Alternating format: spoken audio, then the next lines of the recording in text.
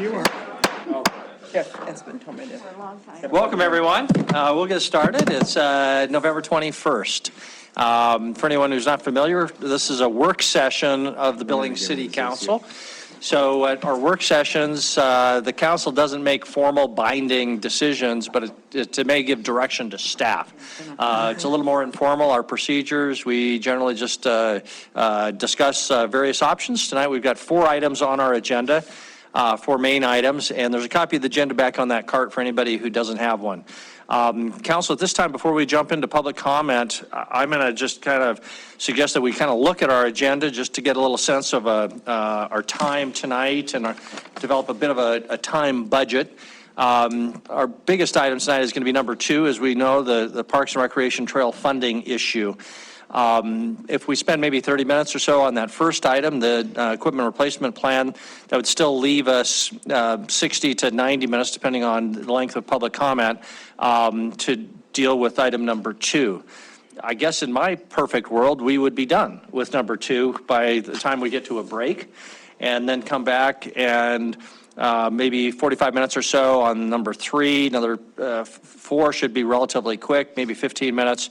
And with a little wrap up, that would still put us out of here around 9 o'clock or a little before would be the goal. So just so you know what my crystal ball is saying tonight, which never works, so I probably shouldn't have said it. But anyway, that'd be my target. So with that, we'll get started with public comment on all items. So for anybody who's looking at the agenda, you'll have an opportunity to comment on the items 1 through 5 later if you would like. But if you'd like to get out of here and you need to comment on something that's on our agenda or that's not on our agenda, this is your opportunity. So go ahead. We just ask that you keep your comments to 3 minutes and tell us your name and address up front. Leslie Dunn, Dorothy Lane, opclearinghouse@gmail.com. So I just received an email back from Jackie Gruhl stating that, a pin of substance of something that is thrown by Robert Morris at me while I'm cutting grass and it hits me in my arm is not a criminal offense. But it was filled with lotion and semen. So if that's not considered a criminal offense by city prosecutors, where we at? Where we at is the problem. There's a problem here. You know what I mean? Why is Mr. Morris not getting arrested for nothing? There's a problem here. Prosecutors, city prosecutors, judges. That's where it's at. Okay, so enough about Miss Jackie Gruhl, whatever her name is. I'm going to talk about peacekeepers tonight. Pistols, guns, shotguns, rifles. That's what I'm going to talk about tonight. Mr. St. John seems to be like, he wants to take all the guns away from everybody, even criminals. To me, that's almost Nazism. It is. It's straight being Nazism. I'm kind of glad I got fired right before the pandemic happened, because if not, I would have got fired for this city being Nazis. Yeah, city officials, everybody. Nobody can think for themselves. They just want to jump on board. Jump on board. Let's do what everybody else is doing. Why can't we have a mind of our own? You know what I mean? So anyways, Mr. Morris slaps me in the middle of the street. I'm wearing a pistol on my side. Is that against the law? No, it's not. But apparently to St. John, it is. He tried to paint a picture that I'm a red flag in that false report that he gave y'all, that Mr. Chris signed off on. Tried to paint me as a red flag because I carry a pistol on me. You know what it's called? It's called a peacekeeper. That's exactly what it's called. It's been like that since day one. It's a tool, it's a machine. Okay? So, if anybody's a Nazi, it's Mr. St. John himself when he's trying to take guns from everybody. Does not think that nobody needs to have a gun. Okay? I'm showing you your problems. I am showing you your problems. These two back here are coming up with good things that they're seeing in the city, but I'm showing you where your problems are. St. John is where your problem is. That's where it's at. And if y'all continue to say it's not going to happen, that he's going to retire, then that's fine. Y'all continue to say that. Why is he not gone? by now, over 5 years ago. 5 years, y'all have known about this. You know, why is St. John, everybody that I talk to, all council says it's not going to happen. It's not going to happen. Can any of y'all tell me why it won't happen? Why won't it happen? Thank y'all. Thank you. Amber Dunn, Dorothy Lane. I'm here to speak for many citizens in Billings today, many of which are scared of retaliation from St. John or the city, so they will not come forward themselves. I'm not scared because I've already seen his retaliation tactics. They have seen and heard everything St. John has been saying about crime and the statistics he has been giving. Most of them do not believe any of the numbers he gives, nor anything he says in his presentations. As a community, shouldn't we be able to trust our chief of police? Shouldn't we have faith in our chief so that we feel a sense of security that he will always be out here serving and protecting? Many of us do not feel this way. Many of us in Billings feels that he is a conceited liar and he's due for retirement. If we go off of just the things he has been saying since August alone, then we know he will lie to cover his behind. As a community, we need a chief that will care about integrity, truth, and accountability. Many of us, that got really loud, many of us feel as if he has none of these qualities anymore. I ask that you go back to last work session, the last one that we had, and I ask that you watch his part. And once you guys started asking questions, his whole demeanor changes. He shrugs his shoulders, he gets annoyed, and he acts as though he doesn't even want to be here. Isn't it his job to give you this information? He says at one point that in the last work session that Chris asked him to give you guys all this information. Again, like it was an extra task to give the information in the first place.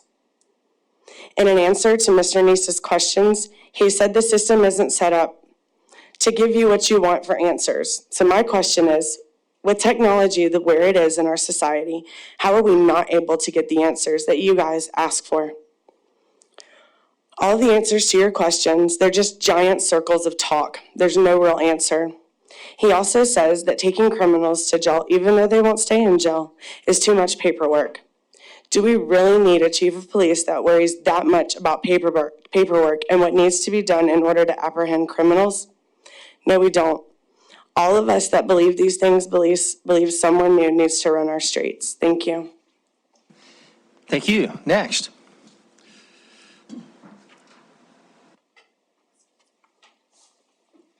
Jacqueline Garcia, Dorothy Lane.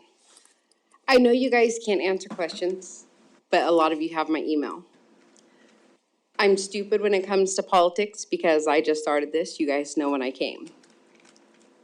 But I want to know how we can start fixing our justice system. I know it's broken. We know it's broken. We always talk about it. But when you have people not even going to court for criminal actions that they're doing, when you have people let off, they don't think that there's any repercussions.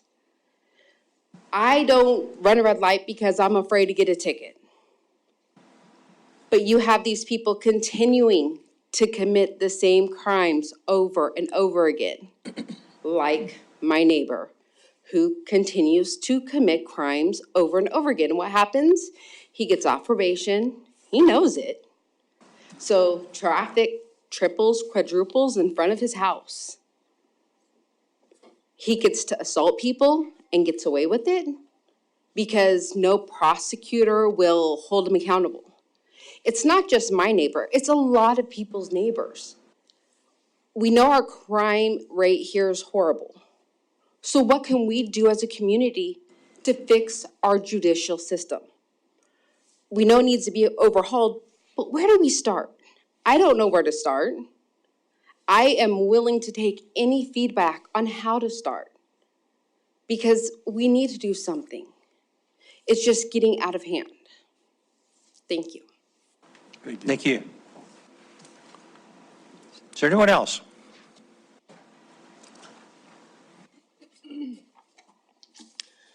Hi, good evening. My name's Morgan Tuss. Address is 2837 Highway 3, Billings, Montana.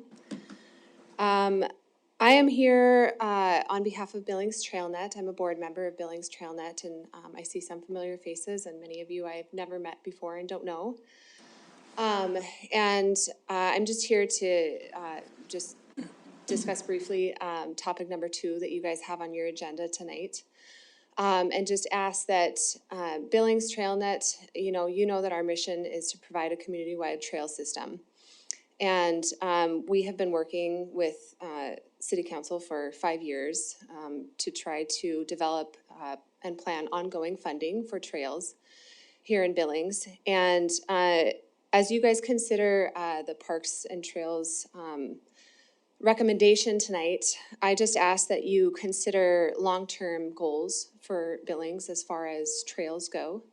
And our hope, certainly as an organization, and we believe that we reflect, the viewpoint of many donors, members, and Billings City residents, that we would like more than just funding through a bond for one particular trail, but if we could get ongoing funding for trails, for the development of trails and for the maintenance of trails in the mill levy that the Parks Department will be proposing.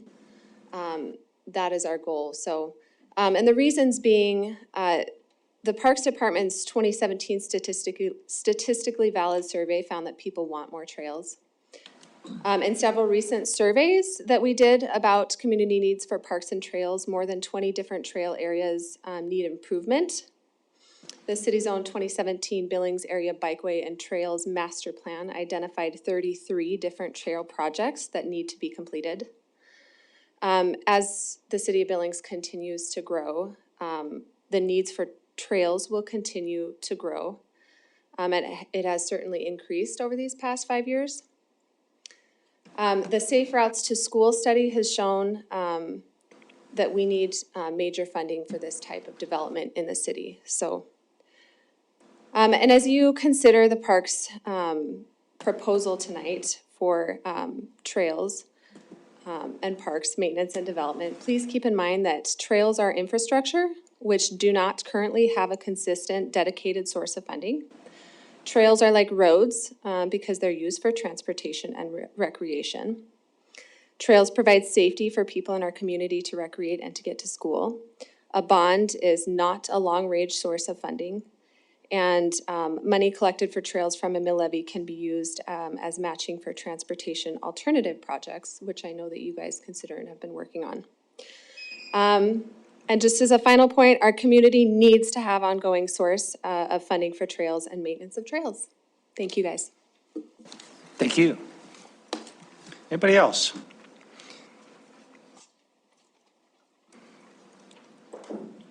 Hello, my name is Sharice Williams. I'm back again from 3815 Tommy Armour Circle. I'm here to also address item number 2. And as a mom on the west end of town and a member of the Cottonwood Park Supporting Committee, I just wanted you guys to consider spreading the funds out equally across our city. There's a map on the City of Billings website that shows the different neighborhoods of the city, and you can see the red west end is overtaking all the area west of 24th Street. And Cottonwood Park plays a big part in that development, we think. It would serve so many neighborhoods, and it also has money in cash in lieu right now of $1 million, which, again, we're here this year to really remind everybody that if we don't put that money into work for that park, it just loses its value year by year. We're also hoping to just remind you that we're not asking for a fully irrigated park that would take more and more money each year. What we're looking to do is develop that 40 acres into usable land so that all those neighborhoods surrounding the area can see its potential. And then as we get it started, we can continue to move it forward with private funding. I have a letter here today I'd like to read from Molly Forbes. She, I will just read it to you. She is not currently in town. Greetings to Billings City Council. My name is Molly Forbes Hessler. I grew up in Billings and now live in Bozeman, Arizona. Currently, I am in Arizona, so I can't be there in person to advocate for the development of Cottonwood Park. My interest derives from the fact that my parents donated the land for it. I grew up on Poly Drive, a half block from Veterans Park. My brothers and I spent a lot of time in the park, especially during the summers. My parents, Don and Betsy Forbes, were always grateful that there was a park within walking distance of their home, a place where their children could go to gather with other friends and recreate. Long ago, Dad bought a large piece of land in the west of Billings because he could see that the population was growing in that direction. And long story short, as the population grew, my parents could see that a park space was insufficient for that area. So in 2002, in memory of my brother, Ned Forbes, my parents decided to donate that land in 2002, similar in size to Pioneer Park, to the city of Billings for what they dubbed Cottonwood Park. Their donation is a heartfelt gift to the people of Billings, giving back to the community they loved in a way that reflects the benefits they experienced in the Billings parks, especially Pioneer and veterans. And although my parents have both deceased, the Cottonwood Park Supporting Organization continues to advocate for its development. I urge you to move forward with this project, and ultimately it will serve to improve the quality of life, particularly for all the people on the west end of Billings. Thank you for your consideration. Thank you. Any other public comment at this time? Okay, we'll close the public comment period, and Wyeth Friday is our online monitor there. So Wyeth, if somebody else appears online and you notice a hand up, please feel free to interrupt at any time because I may not see you, okay? Yep, thanks, Mayor. And currently, looks like we just have one attendee who just jumped on, so I'll check on them right now, but otherwise, no one else right now. Okay, very good. Then we'll move on to our first item of the night, the equipment replacement plan. Andy Zeller, no. Teamwork, okay.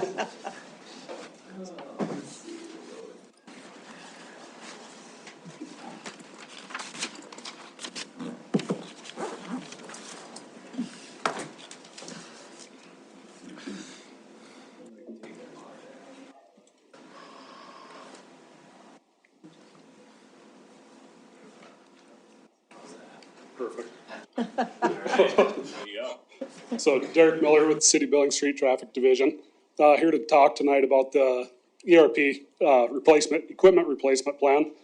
For some of you that have been here a while, you understand a lot of it's repetitive, but everybody else that hasn't been here, it'll be kind of new information to you. Most important part of the equipment replacement plan is not to be the last person at the first meeting. Otherwise, you're going to be up here and present, so. I'll teach you. The ERP committee members are from above. It's spread out throughout the city of Billings, all the different departments and divisions. We have a pretty good representation of everybody throughout the city.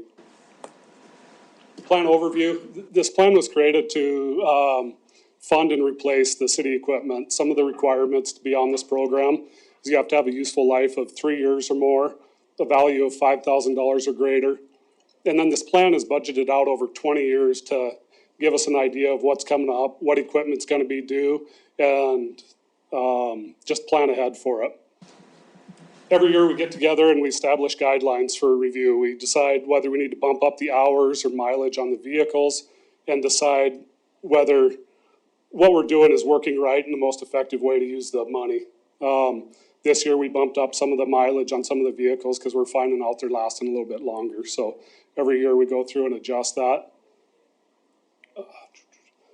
So one of the good things about the ERP is also the supplemental budget request. If we find out a piece of equipment needs to be larger or different, we're allowed to go through and do what's called the SBR, a supplemental budget request. And those are all presented in here as well. So here's some of the equipment. Like say, the entire city of Billings is covered in here. So we got equipment from sewer jets to dump trucks, street sweepers, garbage trucks, police vehicles, and airport equipment also. And Met, you can see the Met up in the corner there. So every year we come through, and the beginning of this year we had 245 pieces of equipment that were due for replacement. So we take a look at each piece of equipment individually, find out if it meets the hours, the mileage, and what kind of shape the equipment is in. And this year we're able to remove 178 pieces of equipment off there that we felt didn't meet the hour mileage requirements and we felt would last another year. So after going through, taking all those off, we ended up with 67 pieces of equipment due for replacement this year. One of the other good things about having citywide collaboration on this is if we have a vehicle that doesn't suit our purposes anymore, we need to repurpose, we've got other departments and divisions there that can say, hey, we have a use for that. Then we can do an interfund transfer and repurpose that piece of equipment to different divisions. And as you can see, there are some divisions that are a little bit prouder of their equipment than others. So Andy trying to sell his van over there. Here's the plan amount. So, and it's broke down by department. So as you go through, you can see some funding sources are substantially more than others. And every year that varies going through there. And then the SBRs on the side, those are the supplemental budget request. So those are, some of that funding is shortfalls, price increases that we've experienced over the years that we just haven't been able to keep up with over time. Equipment's just gone crazy in pricing, and so we do our best to adjust for that, but some of these are representative of the shortfall. So with a total of basically $9.2 million this year due for equipment replacement. This is the pie chart of it. So this year, the big winner is the airport at 26% of that budget. Is done by the equipment up the airport. It's large equipment and it's really expensive to replace. So this year, like I say, we got the $9.2 million that we're asking for in the equipment replacement plan for 24. And then you can see the big funding source in 25 at $25 million. That happens every year. That's all those vehicles that we deferred, that we pushed back. So every year you're gonna see a big increase. That doesn't mean we've got $25 million we've got to fund next year. That's just what we decided to push back a year. And then here's the funding source, and I'm going to hand this over to Andy here because he can explain that way better than I can. All right, so the equipment replacement plan, the document, and I did bring some printed documents for some of you who may want one. But the plan covers the entire city, regardless of the department. But then we have an equipment replacement fund where that does not include every single fund. That includes primarily your general fund departments, those departments where it's more challenging to set aside funds over time. And that's what's represented here. So the blue line is the funding or projected funding for the next 20 years. And if all of our projections were correct out 20 years, we would have enough funding to cover all of those expenses, the green line, for the next 20 years. And that's part of the budget process. So by adopting this plan, you know, it's like the CIP, we take that information and we start building the budget based on that assumption that we're gonna contribute to the ERP again next year and we're gonna replace vehicles. So that's what's projected here. As Derek mentioned, the big spike in 2025 is because of that deferral. It's pretty typical to see that big spike in year one of the plan. And then the final slide, this is all other departments. You see it's quite similar visually. The big spike gets pushed forward. But in this case, this would be airport, streets, Met, you know, those primarily are enterprise funds or grant funded departments in the case of Met, where it's easier to set those funds aside within that fund itself. That's why we have or partially why we have fund balances and want to maintain them. Those departments maintain we still project out the expenses so they can ensure that they're able to replace that equipment when the time comes, but we don't have a separate combined fund for all of those. I'm gonna, again, I've got, I think, 4 printed books here. I have more downstairs if there's big demand, but if you want one, I've got one for you. And then a lot of the committee showed up, so I'd ask them to stand up and then come up here and maybe sing your favorite song and at least stand up. You don't have to come up, but I think there's quite a few here. Andy, if you can introduce everybody, that would be Oh, great. man. All right, let's see. Or have them introduce themselves. Yeah, that'd be great. I'll introduce Nick. He's taken the helm in Fleet right now and really managed this process through, and he's done a great job. So Nick Westberg with Fleet Services, obviously you know Assistant Chief Hoppel. Mike Pig with Parks, Scott Emmerich with Distribution Collection, right? Rusty Logan, he's Transit, Mick McCarthy with Airport, and I don't know if there's somebody behind the post back there or not, but and then Derek with streets. So that's just a portion of the committee, but certainly a good group to have making recommendations for you. So. Okay, very good. Thank you very much, and thank you to the committee for your hard work. We know this is quite a process. It's been kind of a well-developed process over the years. So do we have questions? Councilmember Neese? Thank you, Mayor. And this may not be in the program, so this may be the equipment program, so if I'm thinking of this wrong. Recently, we had some radios that we had to purchase because we hadn't budgeted enough for those radios. Is that something that we have in it? Because if I remember correctly, it was 8 million, 6 million that we were short. And that's a pretty large amount that I think that we should be programming for equipment. It almost seems like this is for heavy equipment only, not for expensive equipment. Yeah, so the exact amount, I don't recall what it was, but it was substantial. It was 7-8 million. We did use 7 million for the ARPA funds to fund that purchase. This only includes rolling stock, so it wouldn't be radios. About 5 or 6 years ago, we started a plan for some very specific public safety equipment that's non-rolling stock, very similar to this. The firefighter SCBA equipment is the one that comes to mind. It all needs to be the same.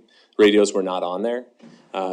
This budget year, we added radios, but we don't have enough funding available to set aside for replacement for that even now. I mean, when it comes time to make decisions about where priorities are, we're funding it partially, but it's probably about half of what we would need. Again, that is separate from this. That program, I don't know that it ever comes to you formally as an individual item. It's part of the budget, but we could certainly bring some more detail on that during the budget process. I think that it's important because it is a public safety item. Of course, it's rolling with a lot of this stock that's up there. And if it wasn't for the ARPA, the pandemic, we've not been able to fund that I don't know what way we would have funded that.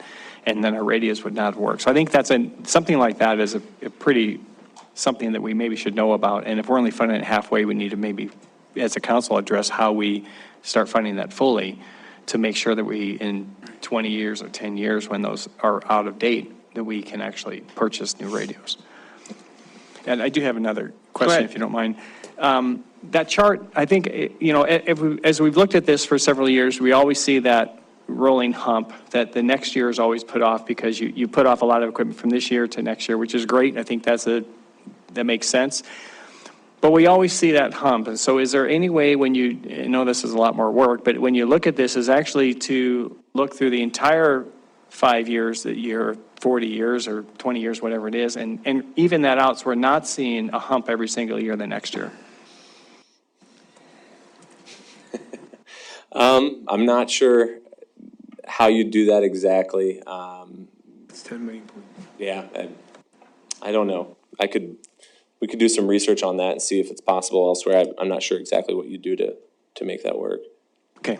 I just wondered because every year we see that amount that we don't fund the next year, and it would be nice to know if and it makes sense that you guys are evaluating the equipment and say, no, we don't need to replace it, but maybe we need to look farther down the road and say, no, we don't need to replace it, not just next year, just not push it next year, let's actually push it down 2 or 3 years. Yeah. And Andy, I guess a simple way to do that would just be to extend the expected useful life of the product, because that's really what's happening is we're trying to be conservative and assume it's going to last less long, but in reality, it's lasting longer than we were conservatively estimating. So it's just a question of whether we want to be kind of fool ourselves in a positive way or be more accurate. I guess you can see it both ways there, but. Yeah, I think that's absolutely what it is. I mean, it's the estimated useful life. And when it comes to funding replacement of especially really large equipment, right, we're funding that replacement anticipating a 18-year replacement on a fire engine. And so if we kick it out 5 more years, we may actually end up setting more money aside than we need because now we've lengthened that life for 25 years, but we built up the funds to replace it over the 18. So typically what I'd like to see is when we replace that piece of equipment, then adjust that life rather than doing it once you've built up the funds for the replacement, if that makes sense. but we can look into it. Okay, other questions for Andy or members of the committee? Councilmember Tidswell? Andy, we're seeing Councilmember 9.228 up there. On the report, it's 10,024,000 On which report? on the one that you sent out. The one I sent out? The staff memo. Oh, I know why. That includes, I'll get to the slide, yep. SBRs, right?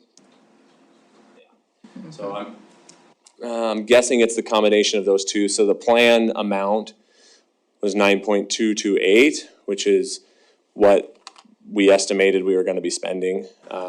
For a variety of reasons, we're recommending adding another 800,000. And in some cases, it's going from like two-wheel drive to four-wheel drive, but in the case of the fire department, that one specifically, fire engines have gone up substantially. You know, again, I think we were at 18 years on a fire engine. So we've been planning 18 years. Estimated inflation, we were off by about 300 grand. So that one, there'll be an additional contribution. In the police department, all of them have to go from sedans to Ford Explorer SUV. And so there was, we've been funding at a sedan price, and the SUVs are more expensive. So that's what those SBRs are. And I suspect the combination of those two is the 10-point-something million. Okay, thank you. Thank you. Councilmember Joy? Thank you, Mayor and Council. I had a question about, you were talking about radios and the ERP. Could you just explain again, and I think I've heard this more than once, I'm sure I have, the difference between, I know the equipment replacement plan and the technology replacement plan, and why would you have radios in one and not the other? Thank you. That's a good question. So the ERP plan has a funding element as demonstrated. The technology replacement plan largely is not funded. So that is a plan that IT and another group puts together to make sure we have, we're keeping computers long enough, but not so long that they're becoming vulnerable, and other equipment. But there isn't I think in most cases, there's not a funding source for replacement in the technology replacement plan. And I think the main reason there is, we're talking about replacing 3 to 5 computers in a department. It's typically something we can handle on an annual basis without setting funds aside. But there are some exceptions, like the radios or large servers, where funding should be set aside. I know the IT infrastructure, they do set funds aside there for that. I guess I'll preview, that's coming, I think, December 4th to you, the TRP. So the first work session in December. If that answers your question. Okay. Any further questions for staff? Before we move on to item 2, this will be back on our agenda in December. Does it appear on our consent agenda at that point, or is it a separate It'll be item? a consent agenda unless you guys really want me to pull it off for more discussion. Okay. But I don't know which. Okay, meeting yet. Councilmember Boyette has a question. Oh, yes, thank you. All right. If nothing else, we will move on to public comment. Any public comment on item number 1, the equipment replacement plan? Seeing nobody come forward, we'll close that item and move on to item number 2, Parks, Recreation, and Trails funding. While staff is getting set up here. Mayor? Oh, I'm sorry, Wyeth. Yeah, just, Mayor, if I could just check, I have one attendee, and I just wanted to see if she can tell us which item she came on right as you were starting this item, so if you can just give me a second. Okay. Hi, Paige, can you tell me which item you are wanting to speak to? I believe it's option 2, Cottonwood Park. Okay, item number 2. Yeah. Okay, that's great. Well, we'll be coming up on that here, and they're starting the presentation right now. So after that, you'll have that opportunity. We can get you on. Thank you very much. Okay, thanks. Okay, thank you, Wyeth, for clarifying that. We've got a variety of presenters tonight. Just a reminder of, we could be here for the next week and a half on this if we wanted to. I don't think we do. Just a reminder again, we don't have to make any formal decisions tonight, and yet there's a lot to be decided and a lot to be chewed on here. In some ways, Council, I think it may be more important to develop questions than answers. What are the critical issues that we're going to have to wrestle with here? Before coming here, I don't want to get into these, but just something to think about as we get through our staff presentation. I identified about 8 or 9 really important questions.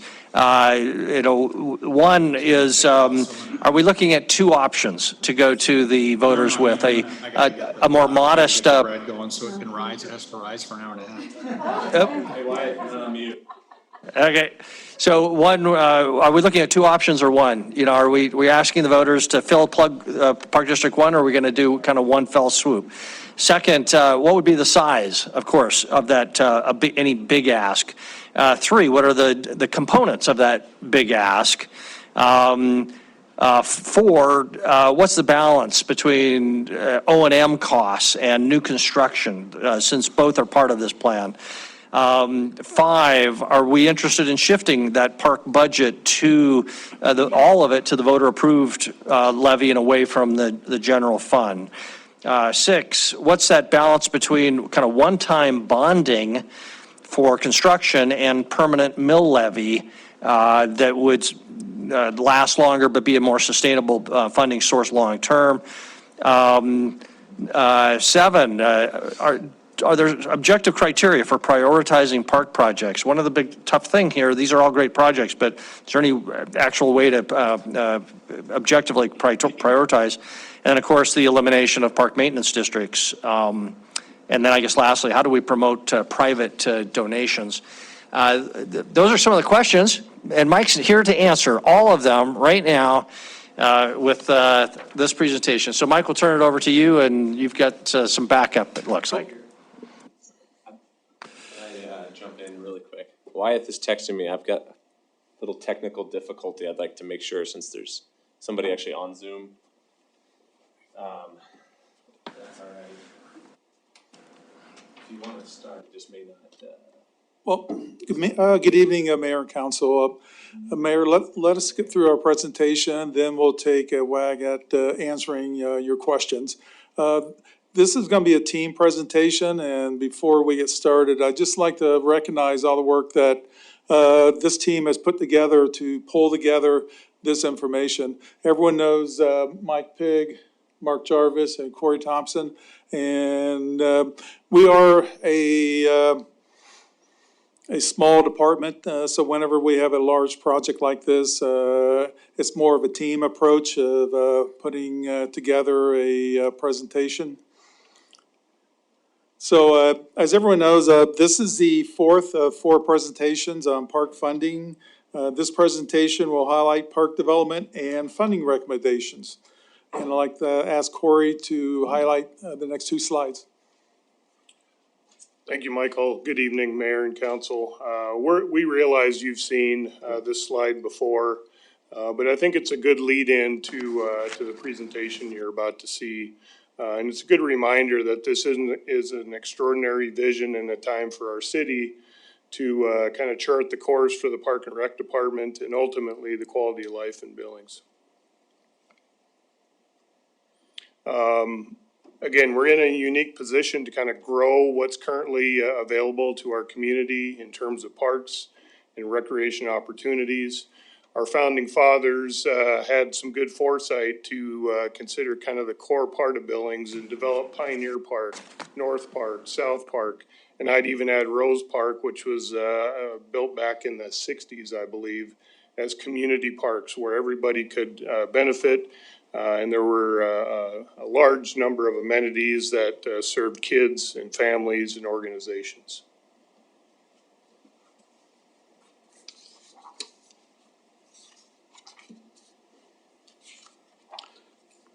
We've touched on this before, but as a reminder that the current funding challenges facing the Parks and Recreation Department can be separated in 3 key areas. The first area would be current funding levels are below national standards. No current funding mechanism for new parks, trails, and recreation facilities development. And as everyone knows, and like the mayor pointed out, that Park District 1 is set to expire December 2024 and will result in a $3.28 million reduction to the department annual operating and capital budgets.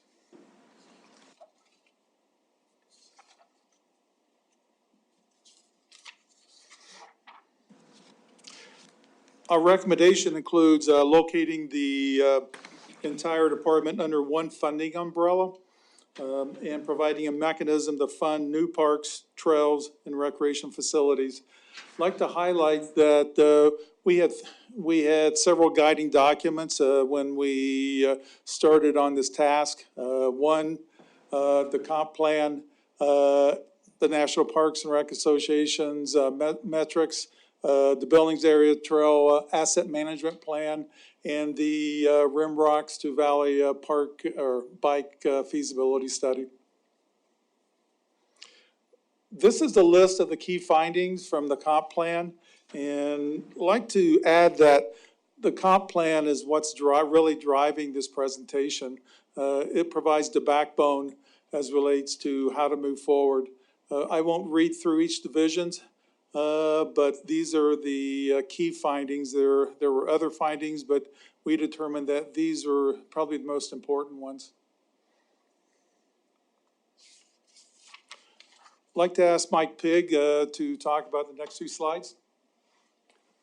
Thanks, Michael. Council, Mayor. So I get the numbers issue. So the, excuse me.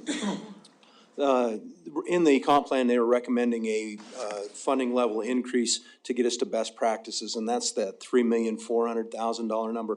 It's different in the comp plan. We took that number and then applied a 3% per year inflation number. In that 3.4 is also then is to fund all of the positions, the FTEs to get us to the best practice of 1 FTE per 20 acres. And so that's the addition of the staff members there.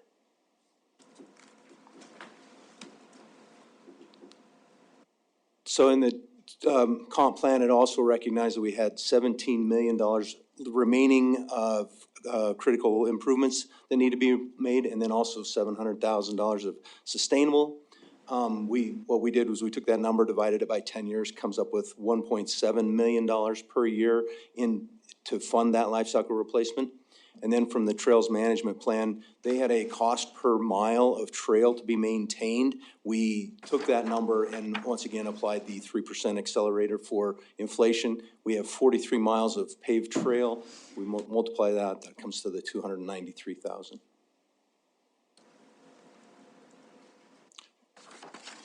The comp plan also recommended that we would add a business manager and asset coordinator to our staff. The asset coordinator will be responsible for a work order management system. We currently do not have a work order management system. So this would allow us to really track our spending and project cost in our park system. This slide's just an overview of our department spending. We've got park, cemetery, and forestry, roughly 4.1 million, recreation 1.7, and administration a little under $500,000. Then there's our 37 individual PMDs.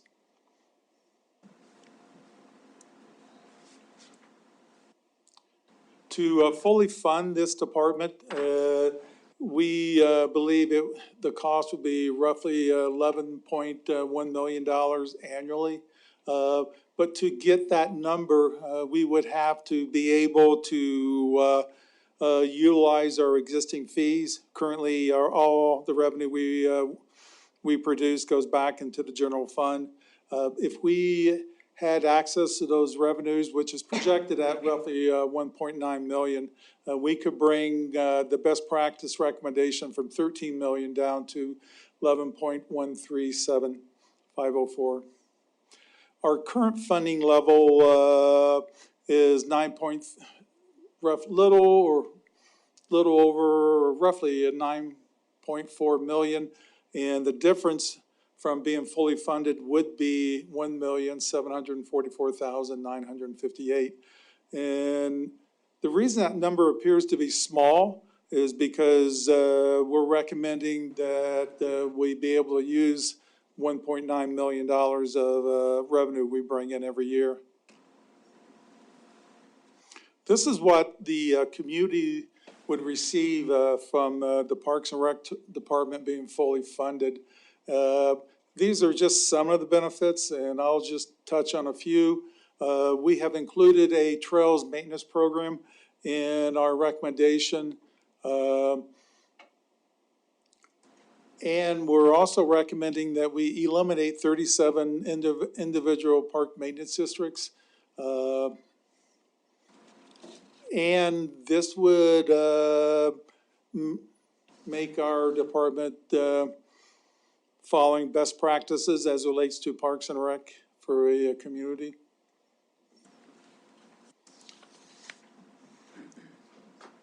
Our recommendation as relates to new development is based on several documents, like I stated before.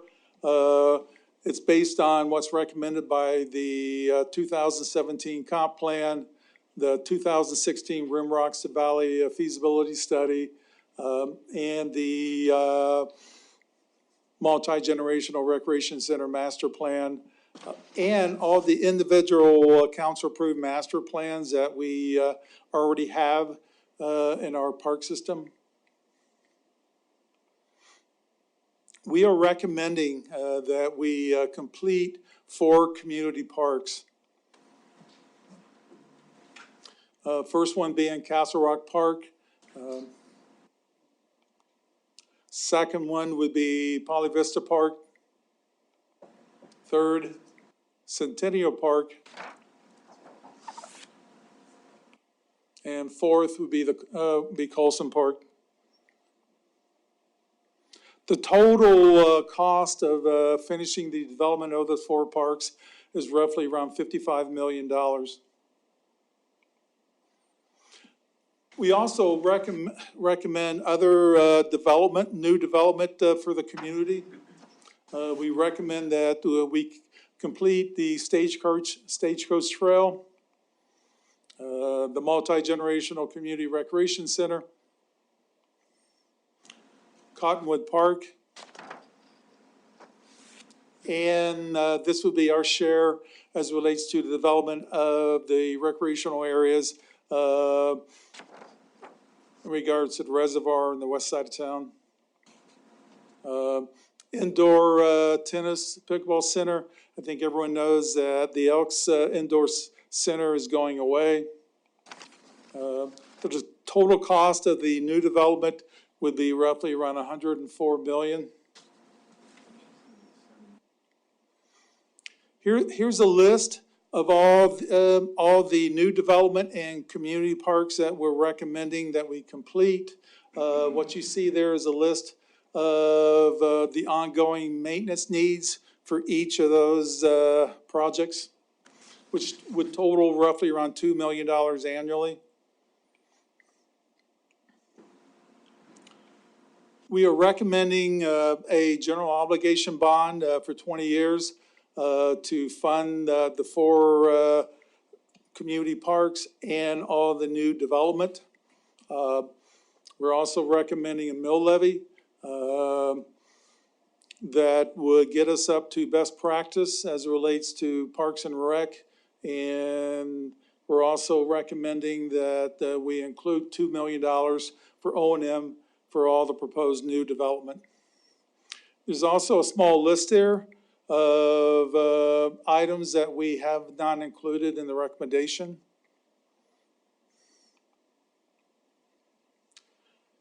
This is the estimated impact to a median homeowner in Billings.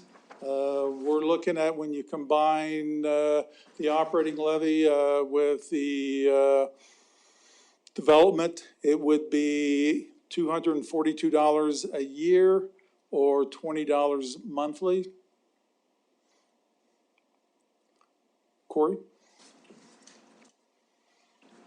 Thank you, Michael. And as we look to kind of wrap up this presentation, I think this vision helps, and what it does is provides us, the citizens of Billings, the opportunity to invest in kids and families and the overall quality of life in Billings. And as you can see, and I'm sure many of you have heard, there's a lot of interest in, especially the new development. It's exciting, and I think, again, it's an extraordinary, unique opportunity for Billings. I would like to finish by just highlighting three questions that, for council to consider. One, what is the community's priority for new development? Two, what level of service for maintenance and operation does the community want to fund? And three, what is the community's vision for quality of life in Billings? We determined those are the top three questions that we would like council to consider. And we're here to answer all your questions, Mayor. That was a lot in 16 minutes. I wish that suggested it was simple, but it's obviously not. So we can get back into a lot of detail. Council, like, as I said before, in some ways, maybe more important to develop those questions that we're going to have to wrestle through, identify those. If we can actually answer some of them, I guess that's great. But being realistic, I don't know if that's going to be possible or not. Awful lot to chew on. This raises issues that this community has wrestled with, in some cases for 50 years, because we simply have not invested in our large community parks for that period. I think we all know that Castle Rock goes back more than 40 years, and it wasn't until Centennial Park and $2 million of reserves that we even moved along with Centennial Park. So there's a lot of needs out there. I'm not telling you anything you don't already know. Before we go to questions from council, Chris.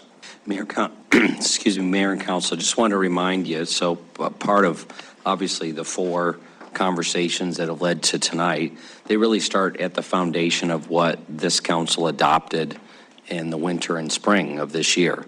So the three kind of subcomponents of the strategy to increase parks, trails, recreation, cultural investments in Billings, we said we were going to work on these three things.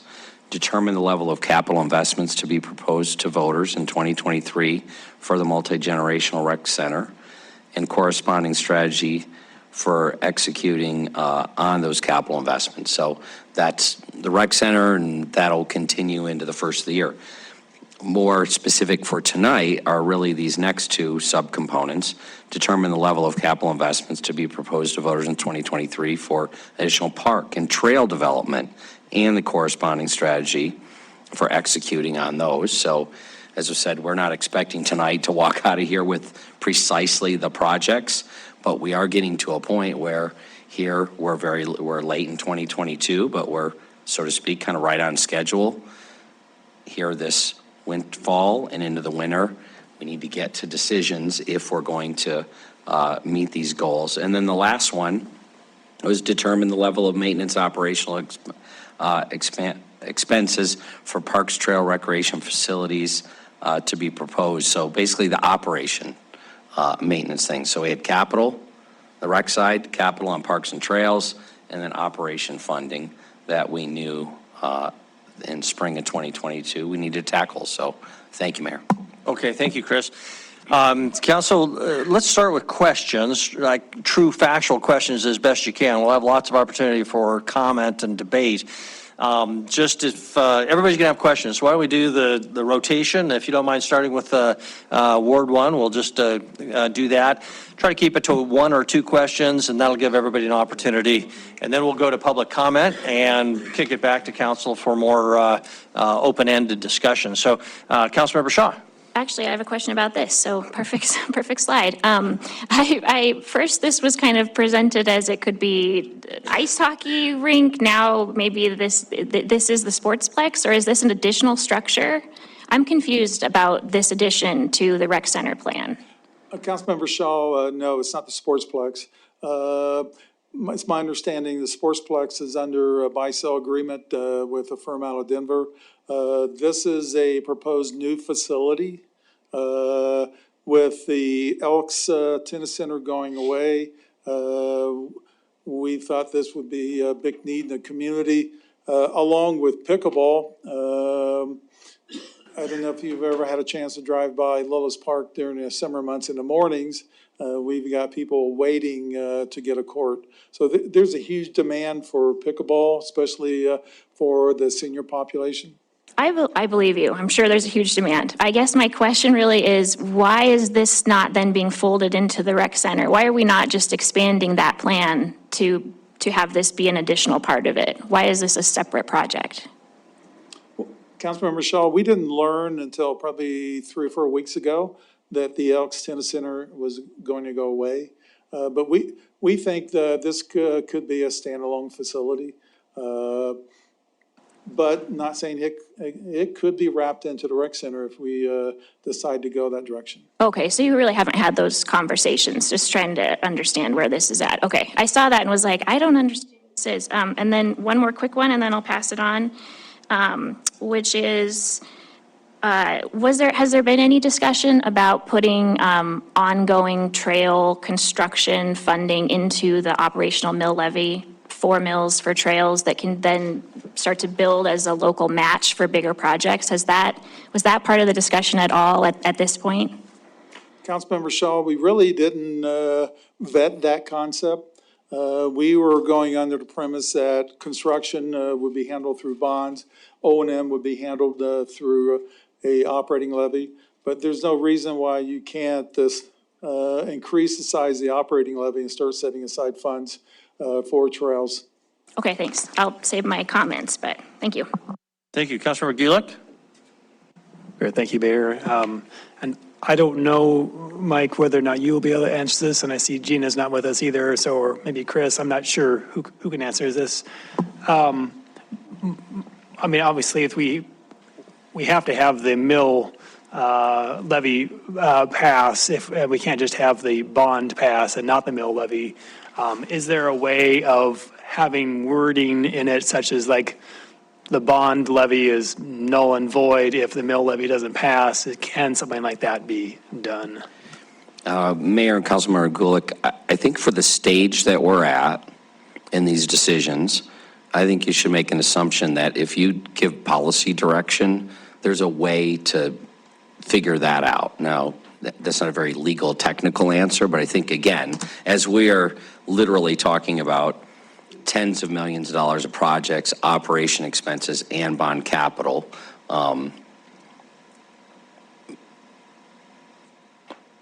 think those decisions and that legal, technical analysis will come as we get closer towards the end. Councilmember Neese? Thank you, Mayor. I think the presentation numbers are a little bit different, so I hope I've got the right numbers here, because I'm looking at the presentation. On the medium homeowner impact, yes,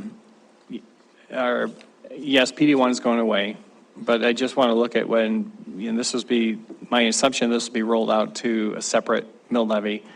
And when they look at their taxes, then the median home would see a $342 a year expense on their taxes, if I understand the math correctly. Is that right? Councilmember Neese, the medium home value I got from finance was $228,000. Right. Is that what you said? Right. So okay. I guess I'm trying to add up the numbers here that you have. So if we take those numbers there, mine are a little different. The total cost is not without the deductions, because I'm just looking at what's going to be on a separate parks mill levy on the tax statement. It would actually be around $340 a year, not $242, correct? PD1 will go away. Well, I understand that'll go away, but we're not talking about the net. I'm not looking at the net. I'm looking at what the annual cost for this plan is for the for the residents. Those are the and the median numbers, home. and if that's what you Okay. calculated, All right, and so, but this assumption here is then indicating, yes, PD1, so the net, now we're talking net. The net is going to be going away. I agree with that, the net $48 down. But are you saying that the council will then reduce the equivalent mill levies from the 79 that we're charging now down to whatever it equals to reduce the amount of taxes to the people by 3.5 million as well when this is done? Councilmember Neese, what our attempt was to show how much Parks and Rec was costing a medium household in Billings. And if the general fund's no longer funding the department, we just assumed that the mills would be decreased, but that's definitely a council decision. Okay, so thank you. That's if your intent was to show what the cost of the Parks Department would be, this is the net cost, not the cost. The cost is more $342 or $345 a year, not the $242 a year. So that it is a lot more than what it's showing here. Thank you. Councilmember Owen. Thank you, Mayor. I have just a couple quick factual questions and then some policy stuff to talk about later. In your presentation here, Mike, you show a Castle Rock Park fully built out at $17 million. That's dramatically higher than the master plan, so what's changed? We, we did an escalation on the cost, and that's what we came up with. An extra more than $5 million? That's a dramatic escalator. I asked Mark Jarvis, he's the one who did the Yeah. escalation on it. Yeah, Council and Councilmember Owen, what we did was we took the master plan at the year that it was approved, and then we increased that by 3% per year up until 2021, and then escalated that at 9% for 21 and 22. And that's the figure that we got to. Then we also indicated a 20% contingency because none of these things have been designed yet, so we don't have a real hard number or firm number on what that would be. So that's. You back out the things council has already funded? Yes, those things were backed out. Okay, because when I look at the master plan as it was projected, as it was adopted, after the things that council's already funded, it would be about $11.6 million. And so those escalators seem to have escalated it pretty high. Yeah, they did. All right, and then I also have some concerns about this slide here. I'm glad we're on it. I mean, I know, stories are stories, but my house is very, very median. I'm not fancy. I just live in a very median house, and my PD1 assessment is $62. So I'm a little concerned that we might be underestimating here, because I'm pretty sure that I'm real straight median, and mine is higher than this. So I just want to raise a concern that I think some of the numbers in here are a little loosey-goosey, and it's making it hard for me to think about some of the policy decisions when I don't have total confidence that these numbers are as rigorous as they could be. I think that'll do for now. Thank you. Councilmember Joy? Mayor and Council, Oh, could we just Chris? clarify? I just want to make sure. So the median taxable value number that we're using is the most recent number from the Department of Revenue. Everybody speculate, and Andy, please correct me if I'm wrong there. Yeah, it would be January 1, 2020 values, which was 228,000, was the median home at that time. So 2 years old. Yeah, and nobody's home values have changed in the past 2 years Understood. on a tax basis. Yeah. I totally understand that we're working with the numbers we've got. I'm just saying that as a very median homeowner, I think the actual impact is going to be higher than what we're reflecting here.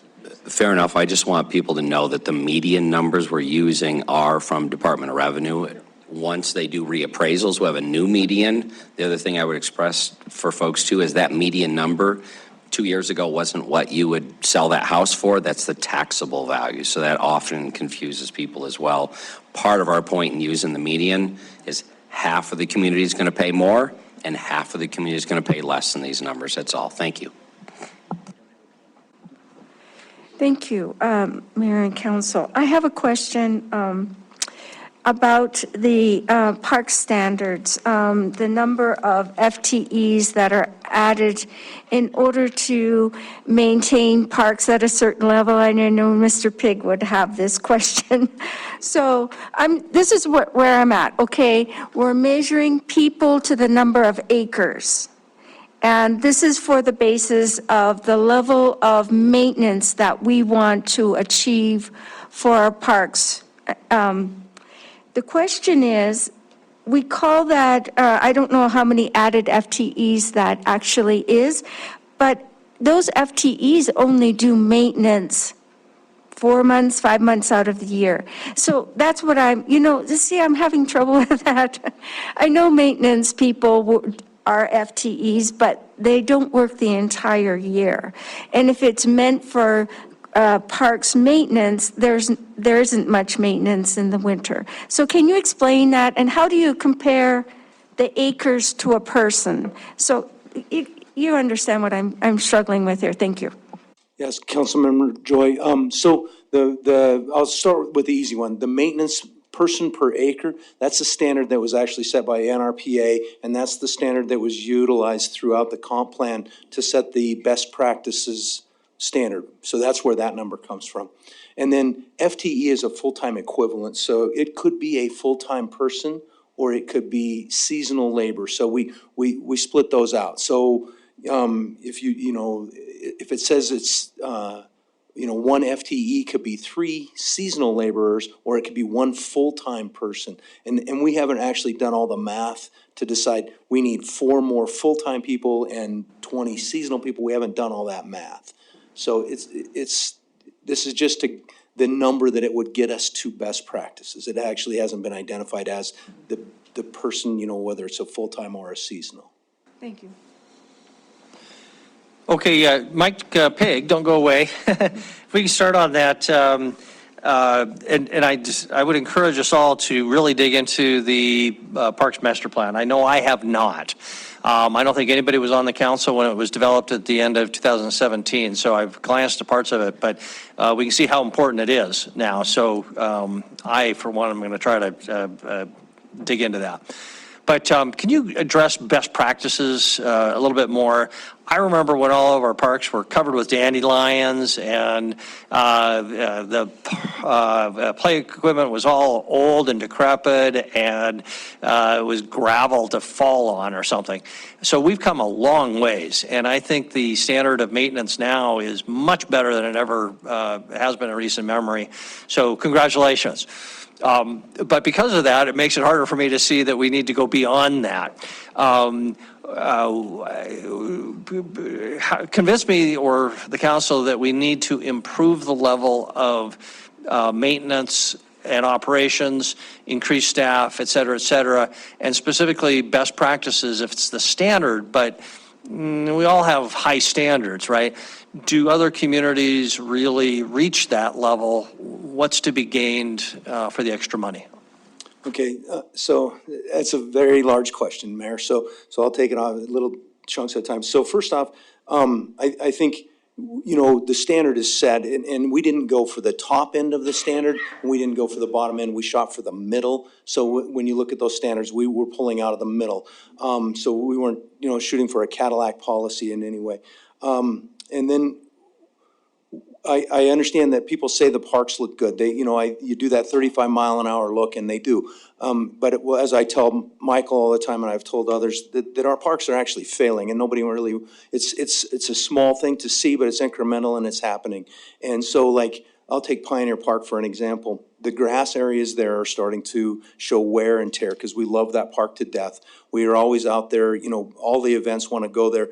It needs to be aerified on a regular basis. It needs to be overseeded on a regular basis. We don't throw the amount of fertilizers that need to go, and that's all because of the budget constraint. And that's just Pioneer Park. You go to Castle Rock Park, it has the same issues. The flat surface, the turf area where they hold all their soccer matches and things like that. We're not actually able to address the turf needs there to provide safe, play. Then I'll give you some other examples. We have sidewalks in all our parks that are, there's cracks there, and people say, how come you're not fixing those? Well, I just don't have the funds to do that. And we just kind of fix them as, they become more and more of a trip hazard or a liability issue. There's other ones, I can continue on the examples, but I'll give you another one. Little leagues, their fences around their fields, they're all in terrible shape. Little leagues don't have the money to fix them. They're an asset in the parks, but I don't have the money in our budget to fix them either. And so those are the sorts of maintenance issues that we're not getting to, that we really need to in order to provide safe facilities for everybody. Okay, thank you very much. And then a question for whomever, probably Mike Whitaker. Mike, now that the Elks facility is being transitioned out, is there any possibility of the city acquiring the Elks facility? It's a tennis facility already. So it seems a shame that we would want to build something new when we have a perfectly good one there. Have we had any discussions along those lines? Mayor Cole, we're very fortunate at the Parks and Rec Department. We have a tennis pro on staff who serves as our a recreation specialist, who also worked part-time, and he managed the Elks Tennis Center. They have a vision different from what the city would have as a citywide facility. They're in the process of converting I think 3 of the tennis courts into pickleball courts. And they're only going to have 1 indoor court. And it's my understanding, this is all third-hand information, so it's my understanding that it's really going to be tailored towards the homeowners association out there. What that means exactly, I don't know as it relates to the public still using the facilities. But the information I have is that it's going to be tailored more towards the development there. Okay, so it'll continue to be a court facility, but it'll be limited. It'll be a fully private facility for the homeowners, not open for membership, I guess. That's my understanding. Okay. Like I said, third-hand information. I haven't talked to the owners directly. Okay, thank you. Councilmember Tricky? Sure. Councilmember Rupsis and I actually had a meeting today with the people who are coming forward with the tennis proposal. What they've heard and what I've heard is that they are turning that facility into a general recreation facility for the residents. So they will be taking away, there's 4 in there now, right? So they'll be taking away 3 in order to make room for the rest of it. By the way, I sent you an email connecting you up with them so that you guys can have a talk about it. It was actually a really, I was very surprised with how far along this group was in terms of thinking about what they needed to do with funding and all that type of stuff. That said, I just have one question. So in the additional positions that you're asking for, do they include someone who would be responsible for trying to drive private-public partnerships or grant writing? Councilmember Cherokee, I mean, we're currently a $10 million operation, and we have everyone in our department that basically has some role to play as relates to our budget. But I would foresee that position assisting with private donations, that kind of thing. Thank you. Thank you. Councilmember Tidswell. No questions, thank you. Councilmember Puritan. Councilmember Boyette. Thank you, Mayor. I went through the 37 individual park maintenance districts. I've never even heard of most of them. Why would I want to pay for them if they're already being paid for by the people that live there? I guess that would be my question as a citizen of Billings. Can you come up with an idea of why I would want to pay for something I don't even know where it is or use when it's already being paid for? Councilmember Boyette, those neighborhood parks or park areas are utilized by everyone in the community, not only the people in the subdivision. Yeah, like Yellowstone Family Park, it's utilized by almost everyone in the West End, but the PMD pays for the ongoing maintenance of the facility. I mean, Why would I, as a taxpayer, want to pay for it when it's already being paid for by the people already during the district? I mean, that's just money-wise. Mayor and Council, I think the question for yourselves is the equity of it. And I think there are arguments on both sides. Arguments of neighborhoods funding, and then there are arguments for those who don't live where there's park maintenance districts. I mean, I was there, I'm not there in our community. It was fantastic. You're an older subdivision, and so, yeah, you're not funding the parks around town, but it tended to be. It's not necessarily the case in Billings. There's not a lot of equity in our current system, you could argue pretty effectively as well. That kind of just depends on where you live as to whether you're funding your neighborhood park. Other places, you might happen to buy a house or own a home where the whole community pays for your neighborhood park. So I think it's an equity question ultimately, with arguments on both sides. Sometimes easier just to leave it the way it is how people generally feel, because change isn't something people like, but that doesn't necessarily mean it's the most equitable way to do it. And then lastly, we just heard that the parks are failing. The fences around the little leagues are not doing, we have cracks in the sidewalks. Conceivably, why do we want to build new parks when we haven't even finished the parks we have? I've been saying that for over 3 years now. Why don't we concentrate on fixing the ones we have rather than going out and building new parks that we would have to staff for, have to maintain, and then we're still going to have to go back and fix the other parks? I don't see that relationship. Councilmember Boyette, what we're recommending is bringing the department up to best practice.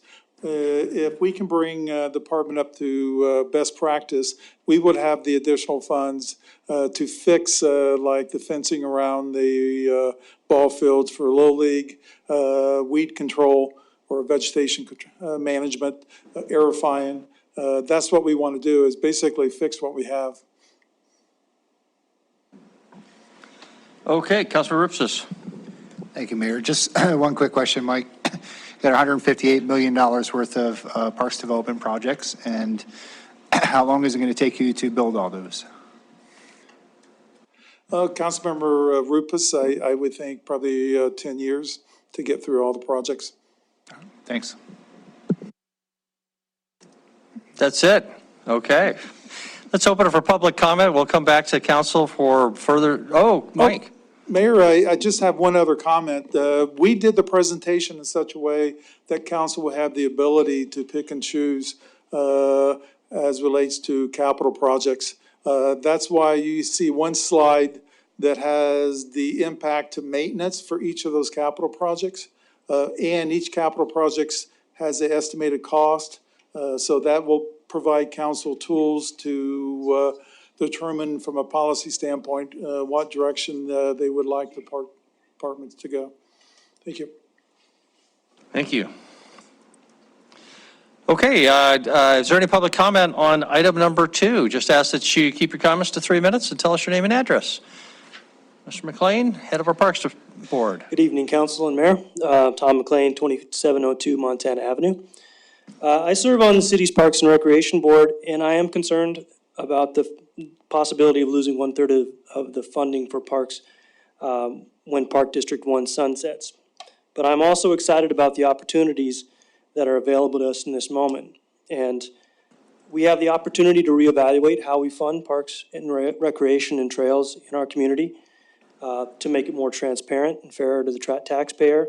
We have the opportunity to integrate trails into this city operations. We have the opportunity to explore ways to responsibly fund and implement many of the projects that our community has been dreaming of, discussing and planning for the past decades. Projects like the Rest End Reservoir that was mentioned, making that a regional recreational destination, completing Castle Rock Park and making it a premier facility, building the multi-generational rec center with aquatics, ice, and courts, creating Colson Park as a connection to the river, creating the Stagecoach Trail as a connection to the rims, eventually completing the Marathon Loop and connecting the rims and the river, the two, dynamic features of our community. Building Cottonwood Park on the West End property that was donated 20 years ago for that purpose. Parks and trails are always at the top of the list of assets that residents, visitors, and workforce value most. They contribute to our health and welfare and to the economic vitality of a city. They are essential infrastructure that we've neglected in the past 4 decades. I just encourage you to invest in our community, whether these are the projects to invest in, that's for you guys to debate and figure out. How you're gonna do it, same thing, but I just encourage you to think that way. Most people now, we're in an era where most people can choose their place first and then choose how they're gonna make a living there. And I think that makes it especially crucial to develop this place, to develop our quality of place and our quality of life here. I'm excited about the possibilities. I'm encouraged that the department is thinking holistically about a more than just a solution for our Parks District 1 problem. And I am hopeful that you as our elected leaders will thoughtfully consider how we fund parks, trails, and recreation and consider this a starting point for that conversation. Thank you. Thank you. And thank you for your service. Predictably, I'm here. My name is Christy Drake. I'm live at 2950 Walden Place, and I come here as a representative of both Billings TrailNet and also the Bicycle Pedestrian Advisory Committee. I want to thank the Parks Department for thoughtfully putting this together and listening to our community. And also Mike Pigg for really doing such an outstanding job of maintaining our trails. I spoke with him the other day and when the first snow was flying, and he said it is our job, our goal to get all trails cleared by noon. And people will call me or contact me thinking that I'm the trail, maintenance people. And I give all the credit to our Parks Department for that. As far as this issue is concerned, the good news is that people will support funding for a mill levy with education. I've been kind of co-heading up a group called we call ourselves the Champions for Parks and Trails. And we've been presenting this need for the PD1, trying to get that back or, fund it. But also these other parks and trails that are, backlogged and needed. We have had an overwhelming response that people would, I wish I had the actual number, but I know that it's well over 70% at least that said that they would support public funding to add parks and trails. But of concern is that more needs to be done than just the Stagecoach Trail. During those meetings, we handed out a survey, and if it's all right with council, I would like to hand out the open-ended responses to the survey. We asked, is there another park or trail project that should be considered? And if you would like to see more trails built in Billings, please describe connections that are important to you. So you'll see 20 different areas in Billings where people have asked for trails. And on the first page, I've kind of highlighted people asking for a safe connection.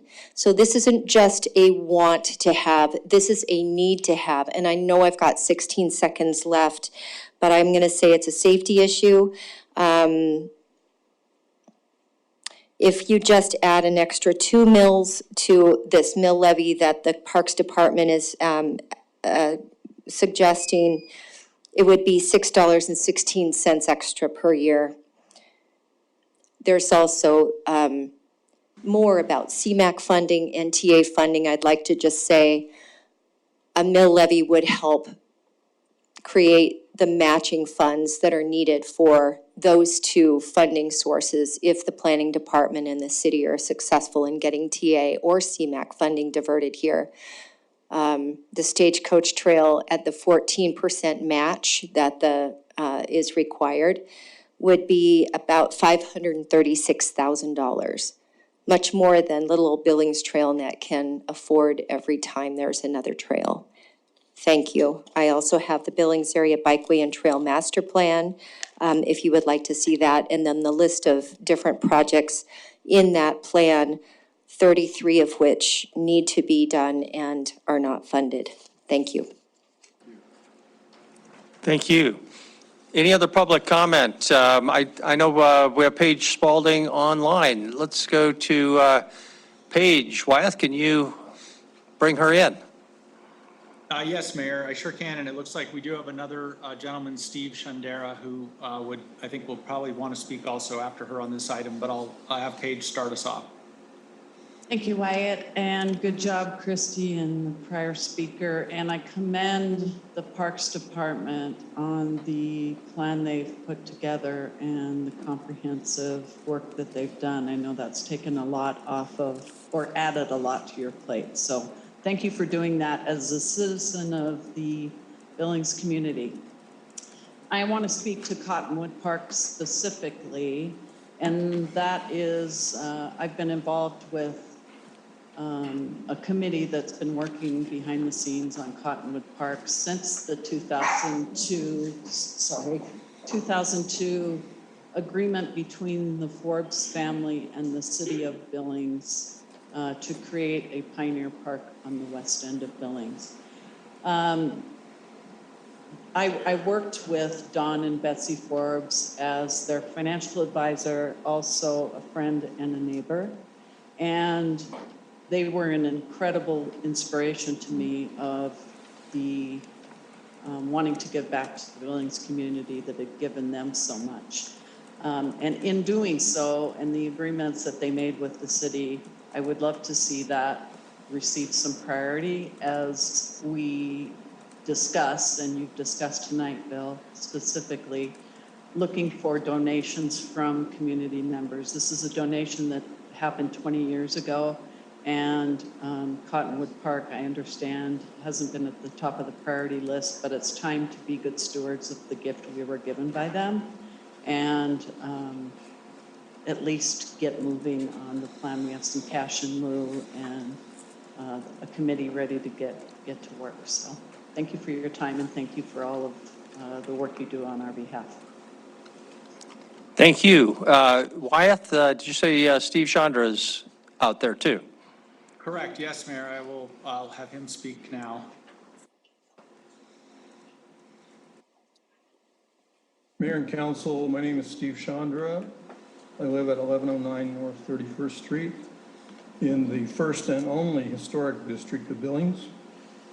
And I'm a 35-year resident. My wife and I raised 3 children in Billings. And as you all can attest, we want nothing more than to have our kids come home. We haven't hit the home run yet, but they do come back to visit fairly frequently. And each time they come back, because of where we live, they want to hike to the Rims up North 27th Street. There is an unofficial and therefore unmanaged trail that connects the valley to the Rims along North 27th, and that's where we go. And we now are taking not only our kids, but our grandkids. The problem is that that is an unofficial, unmanaged trail, and yet it is one of the premier connections for people going and coming from the airport to the downtown and so on. And I can only imagine that with vision and financial wherewithal that the citizens of this community are willing to put forth, we would have a major connector from the valley to the Rims, where people could then go west on the Skyline Trail, east on the Black Otter Trail, and it would be a showpiece for this community. I just want to commend our city for the hard work and the thoughtfulness that's gone into the current trail system, and I'd like to encourage us to continue that effort, because it really is about place. And that's what's going to bring our kids back and their families. Thank you.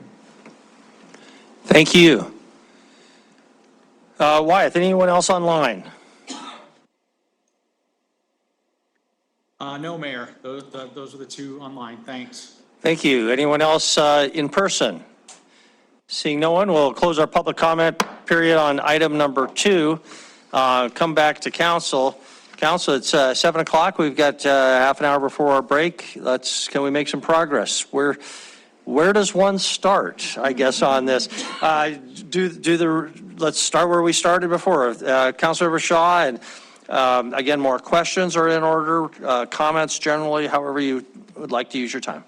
All right, okay, here we go. How about I bring up a few concerns I have? First, let me say what everyone else, thank you so much for all this work. A lot of work to put this together. It's exciting to see this coming to fruition. All of that's great. But let's talk about the pieces that I think are missing. So I'll just start at the very beginning. 2 questions is tough. I am not a fan of the 2 questions. I totally understand how we got there and why that seems like that's going to have to go forward, but I'm still going to try and monkey around with that in my head and see if there's some way we can avoid that. I also have an issue with the lack of trail funding. I would like to see some dedicated mills in the operational levy for that. I think that would make a big difference. I'm still confused about why we would spend $5 million on a separate indoor tennis facility versus just putting an additional $5 million into the rec center and expanding the capacity there. So that's kind of an unanswered question for me. I would like to see the breakdown of what the PMDs, by absorbing that, what that additionally will cost people who are not currently paying into a PMD, even if it's a negligible amount. And then last 2 things real quick. Centennial and Poly Vista Park are very close in geography. I'm kind of unsure why those 2 were picked. Castle Rock, Colson, I get it, across the city, but then you've got these 2 kind of on the west end. And then last question is for Andy. You don't have to answer all these questions. I just was trying to put all of this out of this is kind of my list of concerns that we're not going to address it all tonight. But last question for Andy is, Andy, what are bond rates right now and where are they going to be in 9 months? Okay. I think I'd like a better understanding of that and how the increase in interest prices affect I know it affects it, but to what degree? So I can kind of have that scale in my head. So that's my laundry list. Thanks. Councilor Gulick. Thank you, Mayor. Also going to add that thank you for putting this plan together. It helps to make things a lot clearer in terms of how we move forward, and it makes easier also just to figure out if there are tweaks or here or there we want to make. So I appreciate that. Just an observation, I think as we develop parks, our community parks in the future, I think we should follow the model of Pioneer Park in terms of not having any off-street parking in there. There's no off-street parking in Pioneer Park. It's just all on the street. That slows down traffic. It makes it more walkable around the area. It's also it's one less thing that you have to maintain. It takes up, it's not taking up space in the park area. So as we move forward with developing new parks, I think that's maybe a good approach to take. I also would like to see some ongoing funding for trails. So something in the mill levy makes sense. Fortunately, we're in a place where there is, at least for a while, some federal funding, and so for that type of project, but it's going to require a local match, and so having an ongoing source of that is, I think, is going to be important. And I guess to trails again, in the 2017 master plan, Parks Comprehensive Plan, the trails were in the statistically valid survey that was the largest, the most popular item. The AARP booklet that we saw came out. I actually read it yesterday. It was, being able to get to parks is really important. And a lot of places in our community, it's hard to do. Be able to get to them by walking or biking, the study specifically said. So I think having that trail balance is going to be really important in our mix. So, thank you. Councilor Bernice. Thank you, Mayor. I think this is something the council asked for and wanted. I think it's good to see this large number of what we need to do as far as in the city to get developed. What I would like to have seen, and I didn't see it in the presentation, and maybe it's too early in that, as far as, what considerations, for instance, what private entities can run some of these parks, for instance, the lakes that we're building in the West End Reservoir. That's a perfect example of where that whole park can just be outsourced to a private company and run that whole facility. So those are some of the things that I'd like to see us make sure that comes to us in some of these park plans, because on our operational O&M, it had a bunch of X's. And so we're either going to fund it with our maintenance, or we're going to have a private entity do it and they can run it. So if the X's mean that we're going to farm it out to a private entity, great, let's take a look at that. And if not, I'd like to hear more about that. Same thing with the rec center, the multi-generational rec center. I think that's really important. That's I think we were told at one point 500,000. I see it's now up to 900,000, and it's not built yet. And so these are the kind of things that we need to know, and I appreciate these coming to us so that we can ask for some alternatives, looking into these things through some other ways to operate these. And I guess I'm a little disappointed in hearing some of the public testimony that not everything was included. Trails who have been before us for years, and in a lot of cases, I support some of the trails efforts to build trails around and what they do. And I don't think maybe they didn't have enough in that, because the marathon loop is not built. It's just quickly read through the survey here. Talking about roundabouts, I've mentioned that before in several meetings about the fact that these roundabouts with these trails are going to be difficult to cross.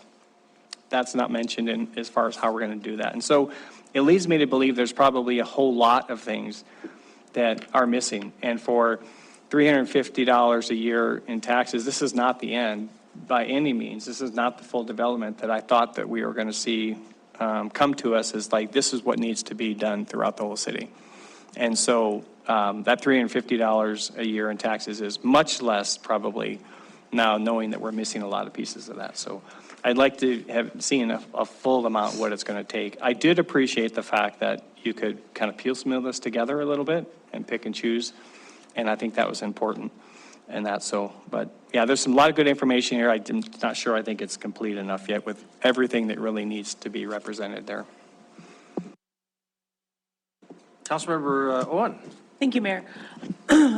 It's clear that there's been a tremendous amount of work that's gone into this. I also want to acknowledge the significant amount of work that Councilmember Roupsis and Shaw and Tom and Andy and Chris and everybody have done in leading a parallel community conversation in trying to build more citizen engagement here. I think that's also been a huge amount of work and is an important thing to not lose sight of. I'm concerned, in sort of the theme of just throwing out assorted concerns, I'm concerned that what we have here is a tremendous amount of planning in a vacuum. And I'm not convinced we've fully looked at or assessed our opportunities to get maximum citywide bang for the buck. So, for example, some of the numbers presented here are based on assumptions that we have about existing projects. And we talked about this at our budget committee meeting last week. If you look in the capital improvement plan, and I know we'll turn to Parks capital improvement in a minute, there's multiple requests throughout the capital improvement plan for departments that need remote maintenance facilities, remote break rooms, remote storage spaces, but no indication that we've tried to do those together. So we know Parks needs kind of a Heights maintenance facility, and they probably need a West End one as well. And Public Works needs some sort of remote break room, so not everybody's going back to the BOC. But I don't see in any of our planning documents where we've looked holistically at our city and said, okay, where do we bring our departments together so that we're not duplicating capital efforts? I really worry about this in the context of trails. I'm not clear where trails lives. Do trails belong to parks? If they're infrastructure, do they belong to Public Works? Should they belong to Public Works? Do trails just exist wherever federal funding was able to be cobbled together? That doesn't seem like a strategy to me. And if they are infrastructure, and I think they are infrastructure, then maybe they belong in the Public Works Department, not the Parks Department. But regardless, we should be having those kinds of conversations. So I see the work the Parks Department has done here, and it's good work, but there is more work to be done across our city of how we really maximize this, because the ultimate motivation, for me at least, behind the council initiative that we're discussing later today on lands is if we're going to go to the taxpayer, I want to go to the taxpayer and said, we've done everything we can to reduce excess costs, to maximize our funding opportunities, to really make sure that we're not doing things in a vacuum. And so I want us to dispose of land we're not going to develop. I want us to make sure every dollar is being spent well. And I'm not sure we're there yet. So I hope we keep having those conversations. I'm very concerned that the rec center planning and engineering costs are quite high. They are significantly more than Stillwater. And I recognize Stillwater's built and we have to build a rec center, but Stillwater is expensive and the rec center is so much more expensive. So I want to know that if we're going to ask the public to fund a $100 million facility, that we are not padding the budget or driving up costs and consultants, that we are able, if we have to go to the voters, and I think we will, that we're able to go with a clear conscience and say, we have done everything we can, internal to our city, internal to our budget, internal to our council, to be as efficient as possible, not just underfunded.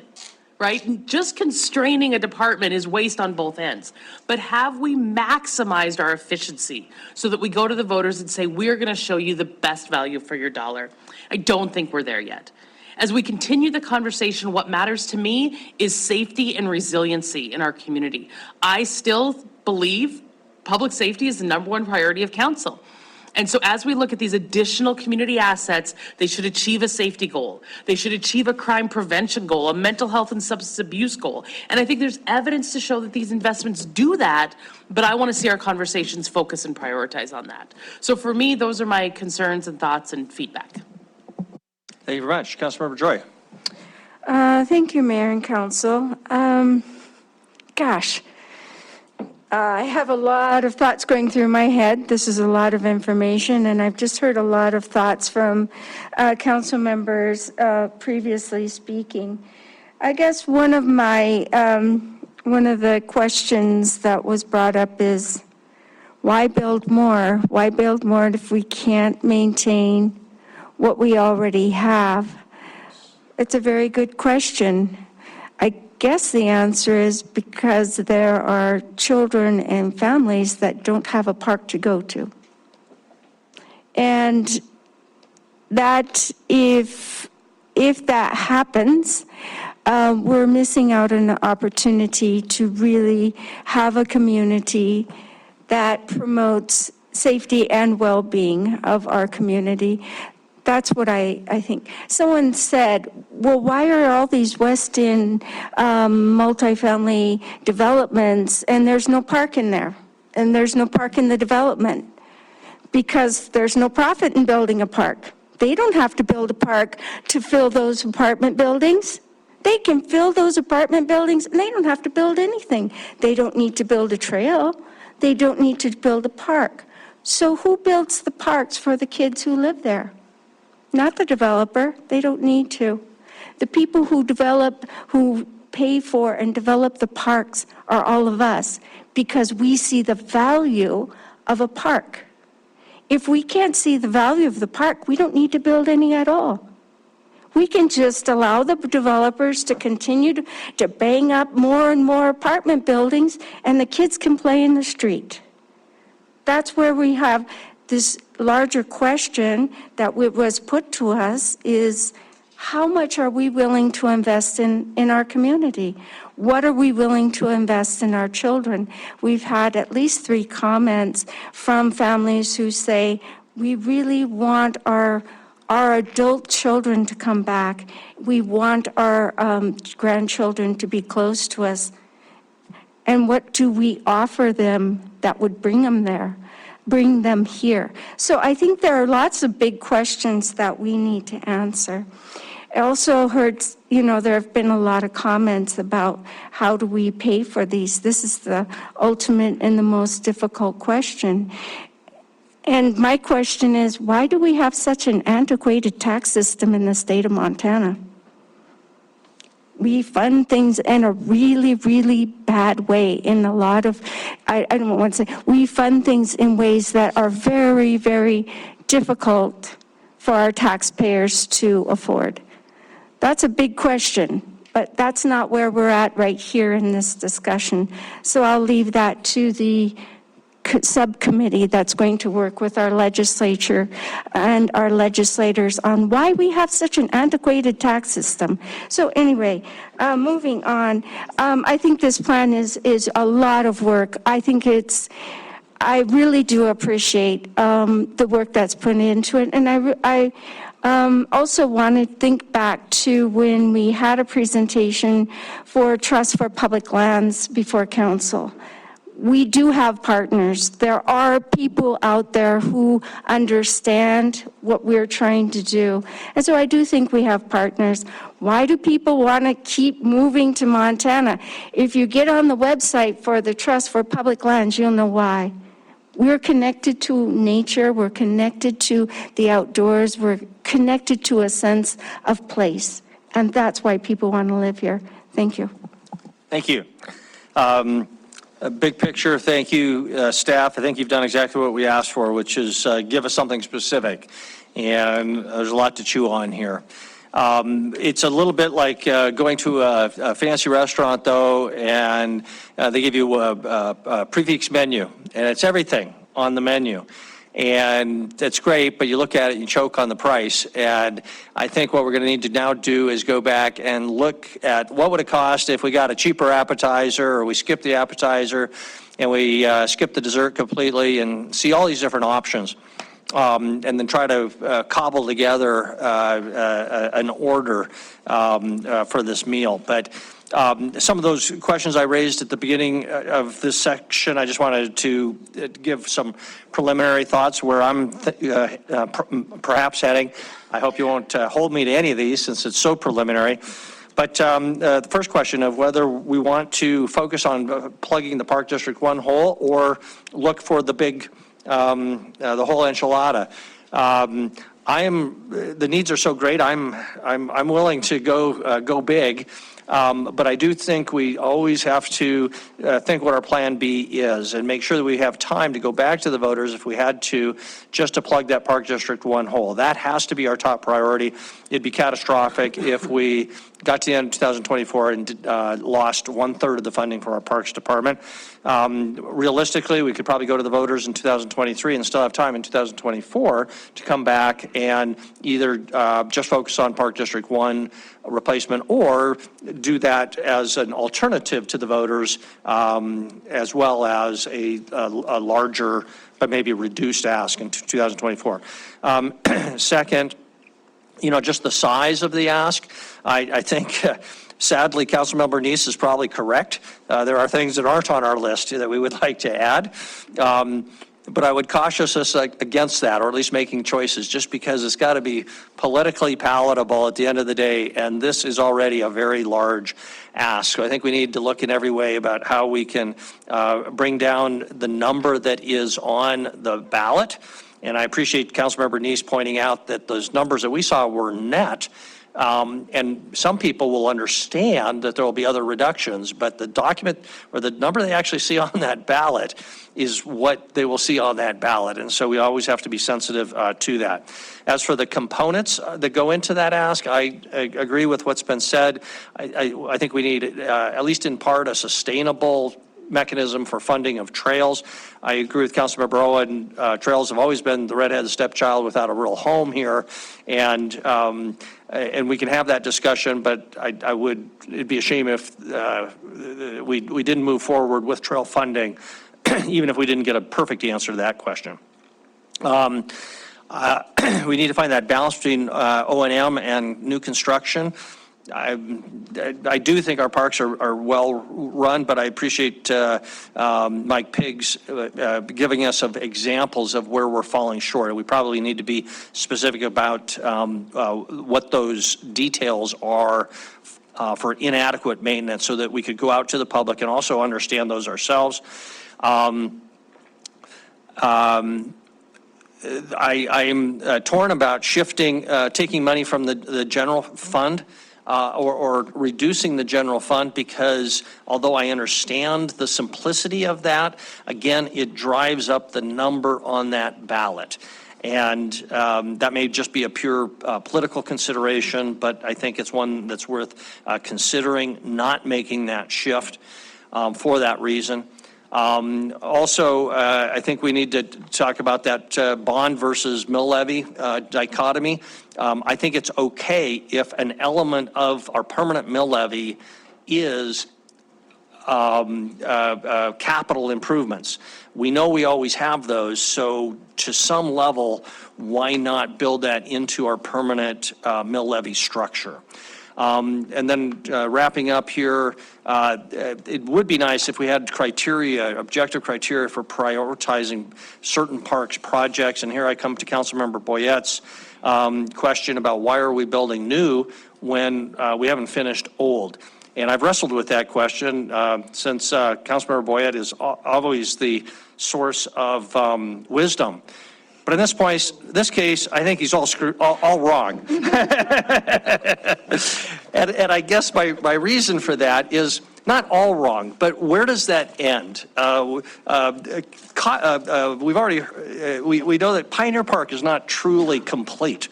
We could always do things for Cottonwood or for Pioneer Park or Rose Park or South Park, but we don't want them to be Cadillacs. I think what we want is every park to be judged based on where we're getting the maximum bang for the taxpayer's buck. And it may be in completing what is now incomplete, but it also may be providing some basic amenities like grass, trees, in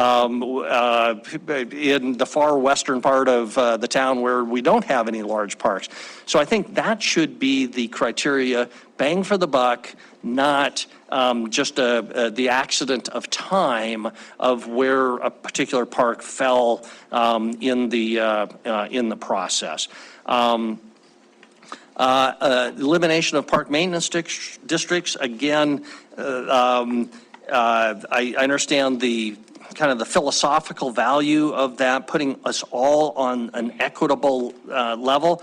But my concern there is one of, again, sort of the politics of passing a mill levy. Councilmember Boyette summed it up.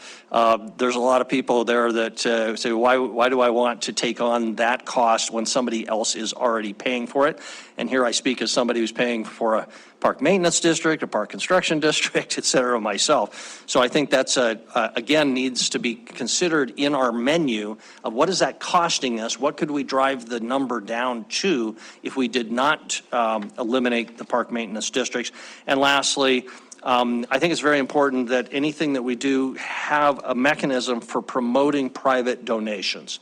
And there, what we've started with some sort of a fund that would be prioritized for matching of private donations, I think might get us there of, say, at least $1 million a year. And then that way we can go out to the voters and we can say, for at least a portion of this, you're getting a good deal, because those dollars won't be used. We'll maybe accumulate and cap them so we wouldn't accumulate millions and millions of dollars, but we will always have a pool of $1 million, $2 million that we can offer as incentive on some sort of a ratio to match private donations. And then that will really incentivize TrailNet and Poly Vista supporters and Cottonwood Park supporters and all those other people who now are not incentivized because they don't know that they've got a partner in the city. So those are my comments. Thank you for your patience. Councilmember Treaty. Does everybody need to stretch or anything? I'm going to ask two questions first, and then I have three quick, what I hope are quick questions. So on the question of bonding, Andy, I'm a little confused of what, I mean, so I don't I mean, obviously, we're not going to go out for a $160 million bond issue tomorrow if it's going to take us 10 years to build it out. I had thought that we could do something where we would set aside something like what the mayor had said, X number of dollars that would go to paying off a continual cycle of bonds. Am I making sense? Do you know what I mean? Yeah, so state statute is very clear on the process that we can go about borrowing funds if we want to indebt the city, put the city in debt. And that requires that we have to, if we're obligating our tax base as the source of repayment, which we would in this case, we have to get voter approval once we exceed a very small threshold, our limited GO. Once we're talking about big projects, you have to get voter approval. Even if you have revenue coming in that they've approved for generic parks projects, you couldn't go out and say, I want to borrow $15 million and commit this revenue source to pay the debt unless you have voter approval, because you can't indebt the city with tax revenue as the funding source without their approval. So that isn't an option available to you, but you could go to the voters and say, do you authorize us to borrow up to $158 million? If they said yes, you don't have to do it all at once. You can phase it over time as the projects become available. But once you've borrowed cumulatively $158 million, you're done with that. And we'd have to actually have a list of what the projects are in that. No, I mean, I think you would for presentation to the public, but on the actual ballot, I don't think you'd name the projects individually. You'd talk about them generically as park improvements to include ABC. So we could ask for the authority to bond $160 million and then manage it over time. Yes. Okay, thanks. This may be a question for you, I'm not sure. With the park maintenance districts, would we want to keep something like that to create the new small parks that get built? Or because that's like a different revenue stream, right? Because it's very neighborhood specific. Probably let Parks expand on that, other than, the only thing I would say is I think that option will always be available to council if they wanted to go there. But yeah, with respect to long-term planning on that, I don't know what your thoughts are. So I think it was, would there continue to be park construction districts for the construction of new, smaller parks? like SADs Yeah. to do neighborhood parks.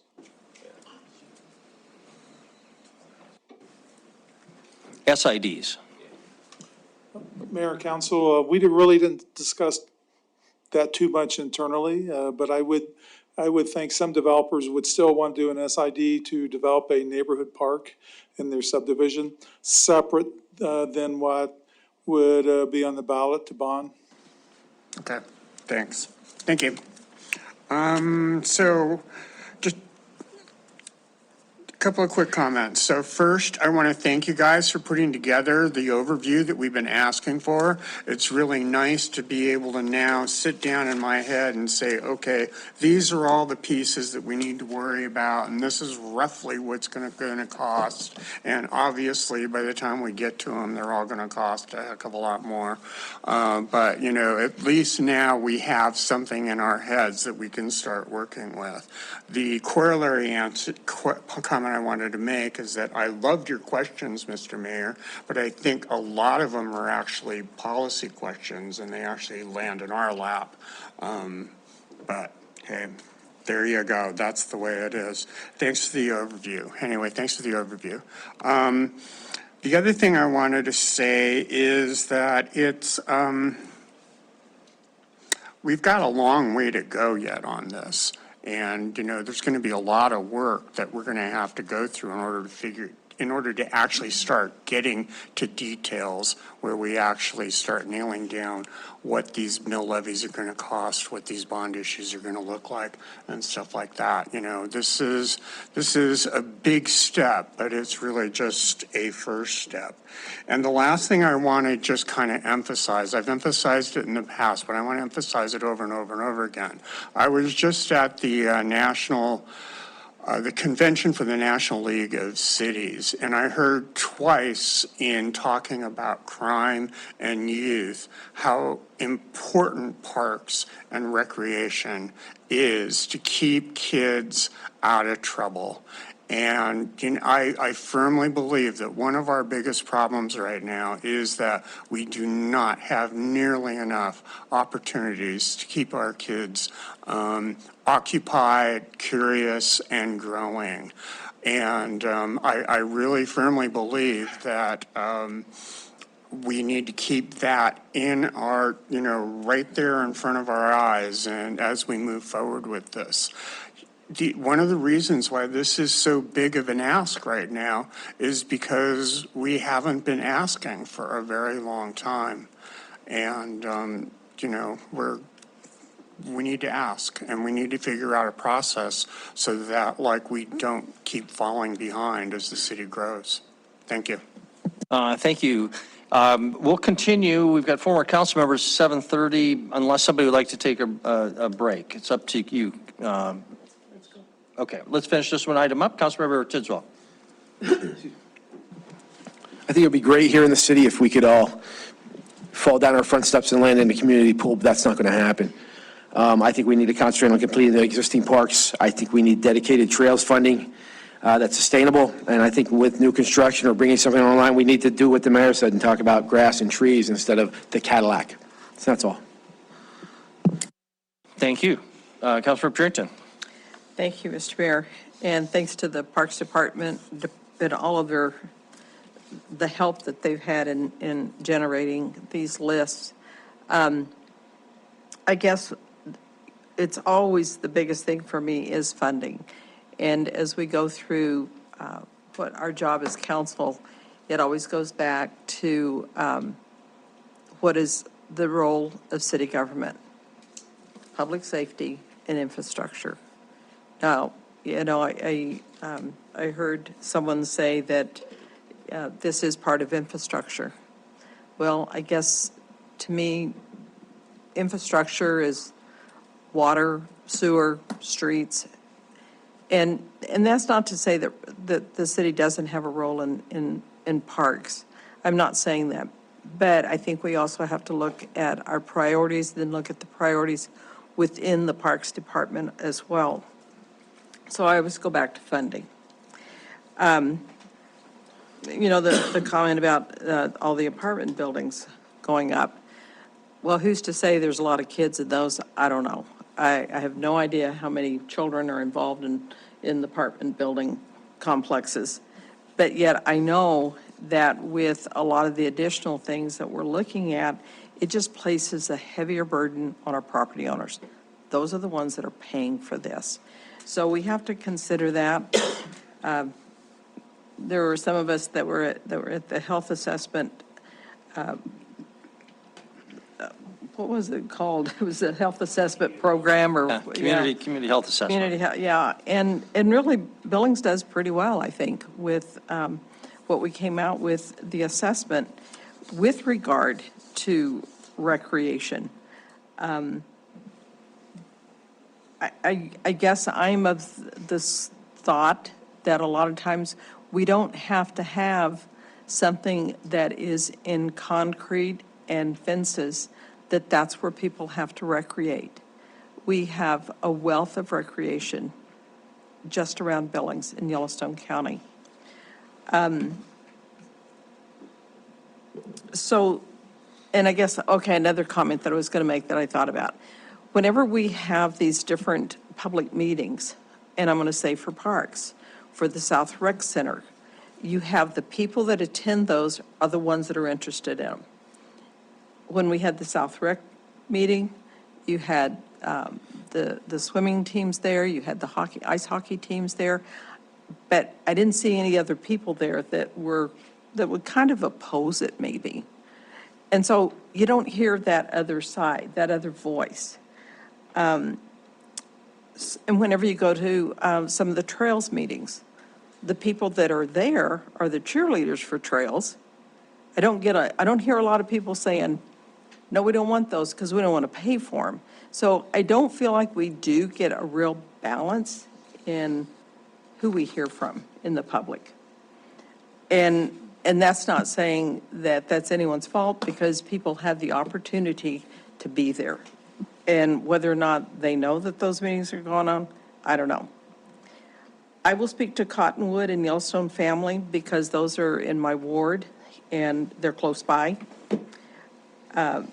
One of the gals that spoke to Cottonwood, she made a comment about, well, it doesn't have to be an elaborate park. You know, we can just have some trees and whatever. But for $20 million, almost $21 million, that's what's in the budget for it. So there is another plan for it other than just the trees and, I guess, having it fenced off and mowing it every once in a while. We're not going to put a sprinkler system in there. I don't know. But for $20 million, it would be nice to see what they have, you know, going for that one. Yellowstone Family Park, I honestly can't tell you. I didn't look at my bill again, how much we pay for that, but it's a nice amount. Do I use that park that much? No, I take my grandson there maybe once a year because we'll go to other parks. But when I drive by there, the sidewalk has been maintained. Yes, it's been mowed. And in the fall and in the spring, you'll have the little flag football kids out there and the little 6-year-old soccer teams out there playing.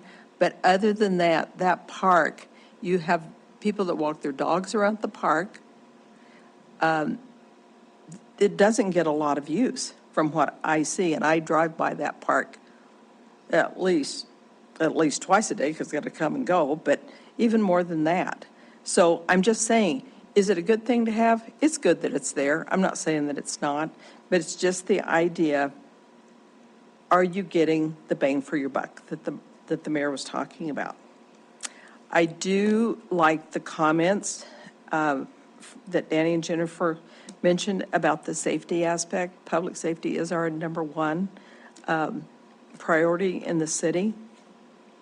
And I think parks do play an important part with our youth. I would love to see more, basketball groups out there, kids that are shooting hoops and having adults out there that can guide these kids and keep them in the parks rather than on the streets. So there's a lot of dichotomy in what we're seeing and what we actually need versus what we want, what we can pay for. So I'm just interested to see how this process goes. I know that we need to make up the difference in PD1. I did like the mayor's suggestion, maybe we need to just take a bite out of this elephant rather than trying to do the whole thing. And let's just take care of PD1. That may be the only thing that we can actually do at this point. So anyway, I'm just interested to see how we proceed with it. I'd like to get all of your questions, Mr. Mayor, if we should write those out, send them to us, because I thought it was good. I didn't make a note of them. But I just think that there's a lot that we need to look at, and we need to see who's paying for this. And it is our property owners. So anyway, thank you. Thank you very much. Councilor Boyette. Well, I first want to say thank you for your words of wisdom. I also said you were wrong. But you thought that, right? Yeah. If a constituent calls and says, should I vote for the mill levy to fix PD1? Duh, it's a no-brainer. We have to fix PD1. That should be the primary objective. I don't think it's any good, though. I think we should put the trail inside there, completing the community parks and maybe new parks into that one mill levy and let it stand by itself. I can't go with the general obligation bond to throw in $100 million recreational center. To me, those are two different animals. I think the rec center should be all by itself. Because I'm going to say to people, do you want trails and parks? You bet. But do you want a recreation center? They may say no. Then that defeats the whole purpose. So I think we should increase the mill levy for the PD1 and decrease the general obligation bond just for the rec center. And and I agree with Councilman Burton that if Cottonwood Park is 20 million, recreational center at 68 million, that doesn't even make sense for grass and trees versus a great big building. So I guess one question to Andy is, let's say we approve $68,742,000 for a rec center, and then they're going to build it 5 or 6 years later, and the cost now is twice that. Do you have to come back to the council and say, guess what? You have to double your money, but we don't have the money for it. That's the real, even the architect that was here said he didn't think that that would be a realistic number going forward. Councilmember Boya, what I would separate is, I would look at and envision that a rec center, if it were to be proposed, to be much like building any other facility. You're going to have a very specific timeline of design, bid, and construction. Whereas the parks projects, I think, you wouldn't take 10 years to build a facility. So I'm not suggesting your comments are one way or the other. I'm just saying the rec center itself is not an extended construction period beyond the normal construction period to build that project. I think what Mike acknowledged, which is absolutely the case when one of you asked, is we don't have the capacity to build a half a dozen, community parks at once. So that absolutely would be over an extended period of time. So anyway, I guess my thought is let's make the recreation center as one vote and increase the mill levy for PD1 to include the rest of it, because I can support that. I think that's great. I think, what is it, $26 or something? We're not going to break the bank with that, but we would for the extra $158 million. Thank you. Thank you very much. I'll pass to Councilmember Ripsis. I'll just clarify, though, a little bit that there is no master plan for Cottonwood Park yet, and so for $20 million, yes, you get a lot more than in grass and trees, for sure. But I think what I heard the community member saying is something's better than nothing. So don't let $20 million deter you from doing something. Because it wouldn't have to be that as long as it was proportional to the rest of the community. Councilmember Ripsis. Thank you, Mayor. I've been debating what I would say here. As you all know, I'm an unapologetic supporter of parks and trails and funding of our public spaces in general. To me, communities that invest in these areas are communities that see a future in themselves. Right? There's no reason to build parks and trails and nice common spaces if you don't think we're going to be around very long, or you don't really care if your kids live here. So to me, it's as much a question about our future and how we see ourselves, how we want to see ourselves moving forward as anything. And I'm bullish on our future. I think we've got a very bright future here in Billings, and I think this or something like this is going to be a part of it. And so that makes me very excited because I've been working on this in this area for a long time, and I want to acknowledge and thank the department for bringing this forward. That being said, there are a lot of challenges with this particular presentation. Like Councilmember Owen, the numbers here, they don't add up right. There's lots of inconsistencies. They don't match what we expect them to say. There's lots of work yet to be done, and I think we all understand that, and we understand this to be a starting point of the conversation. So I'm very excited that we're starting this conversation.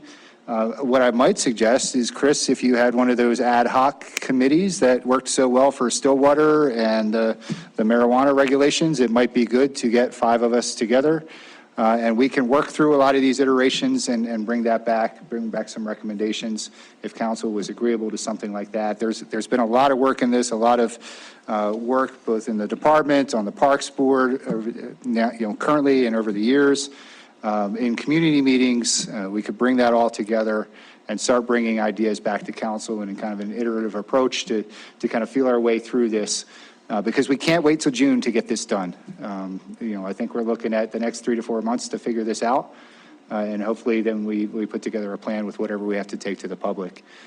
So I don't know what the next steps are and how you want to move forward with that, but to me, that might be a good way to start getting us all on the same page and getting some consensus here on council.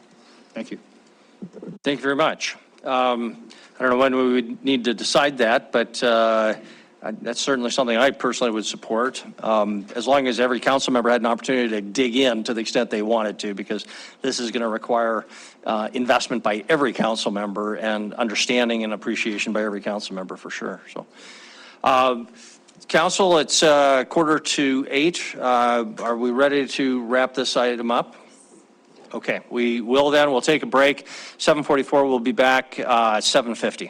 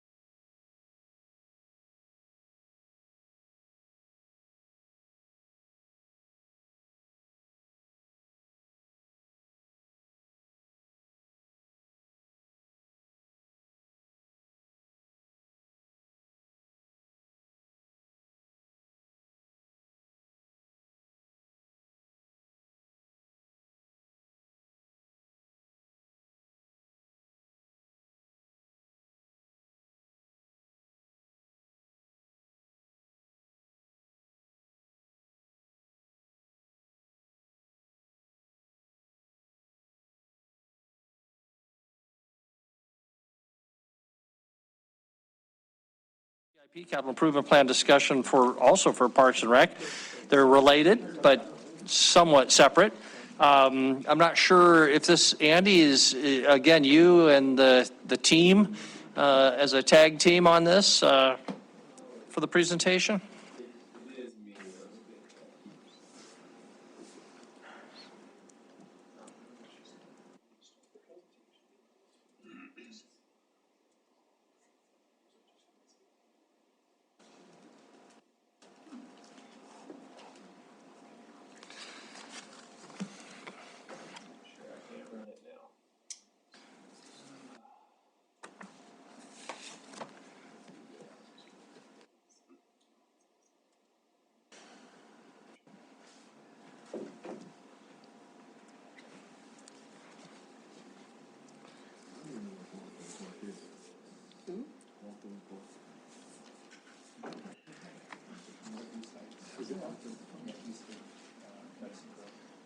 Thank you.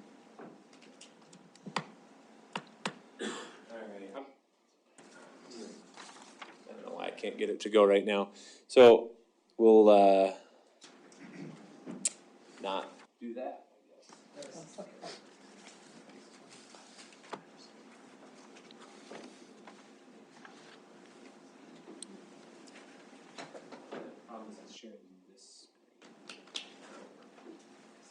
All right, we'll go with that. So Chris had asked me to present, kind of recap the Parks CIP portion, given the information you got tonight.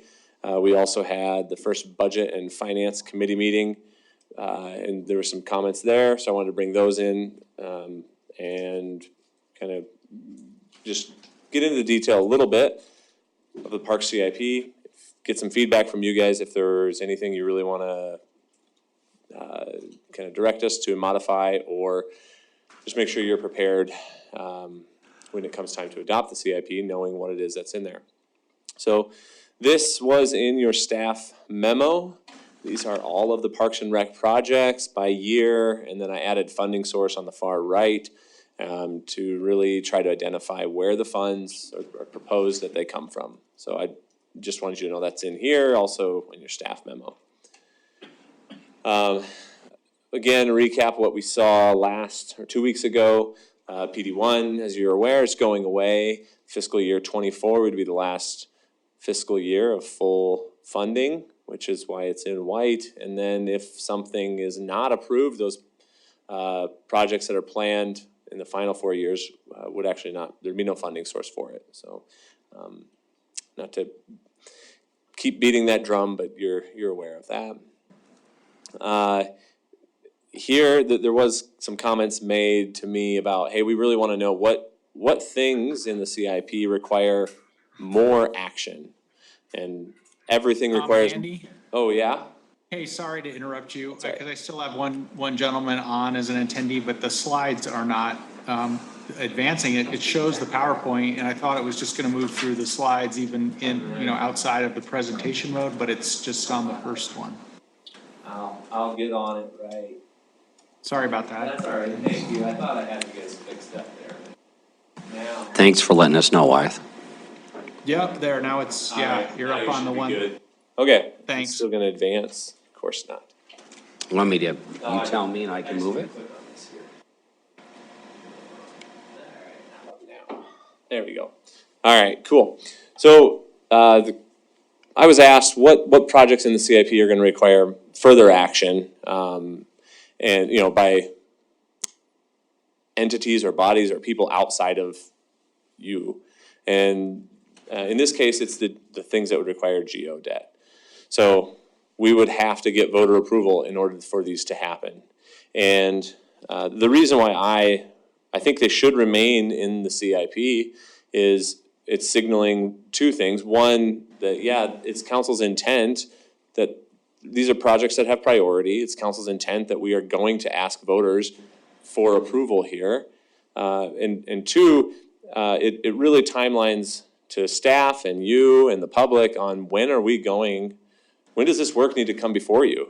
To get a ballot question in front of voters is multiple votes on your part, has to be timed significantly. I think it's 100 days. 100 days before the vote.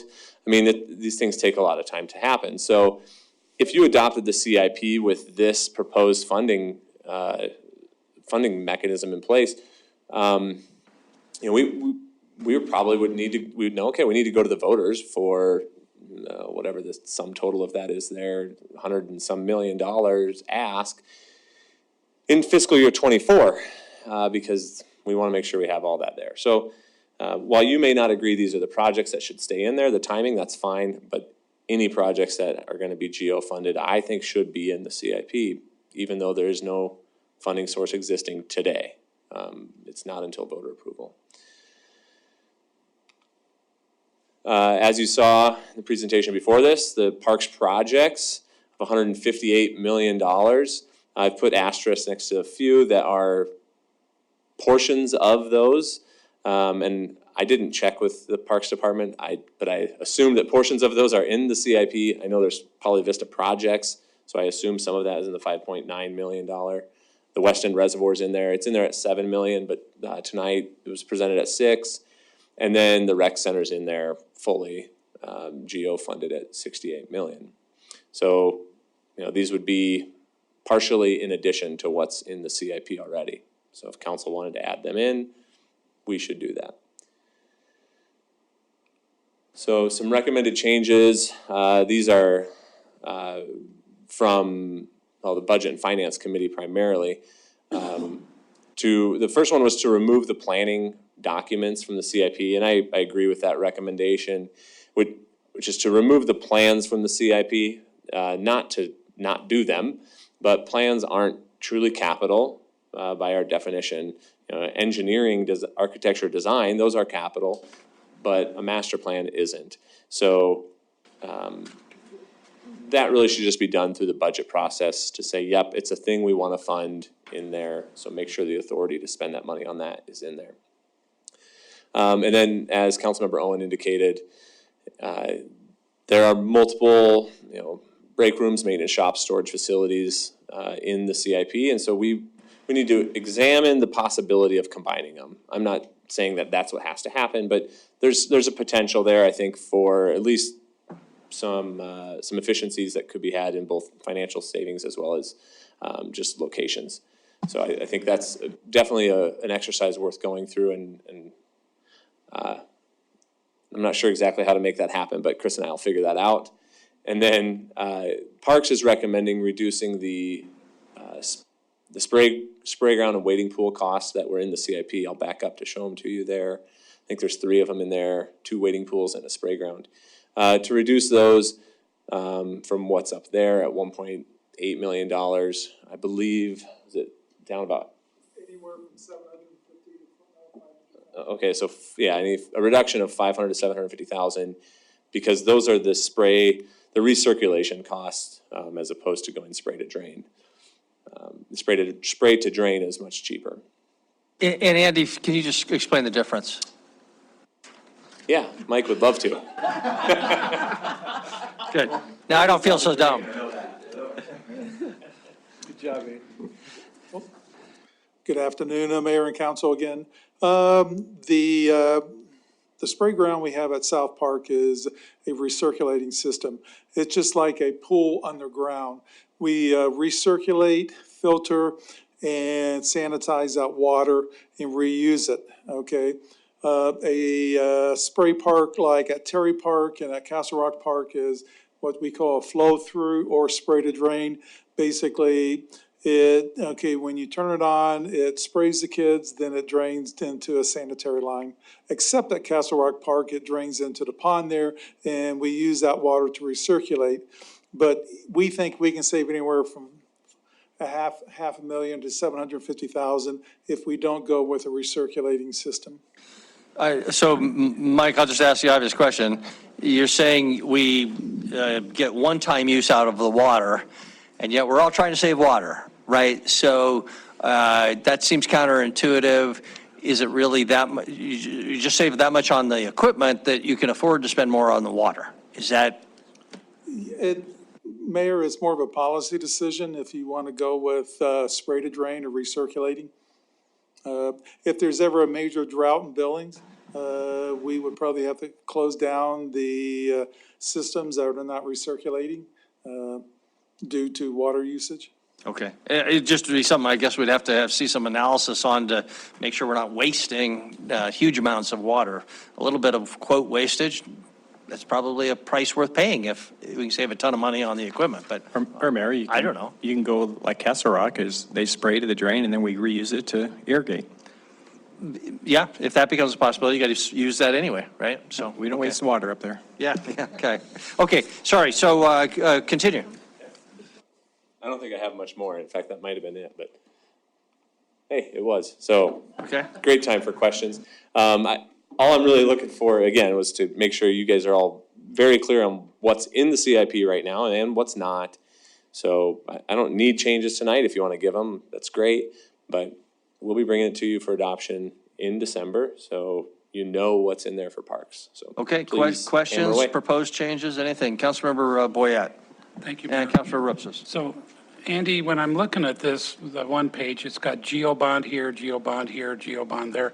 Do we add up all these GeoBonds and make one GeoBond, or do we have to get one on 2024, one on 2025, one on, and so on? Sure.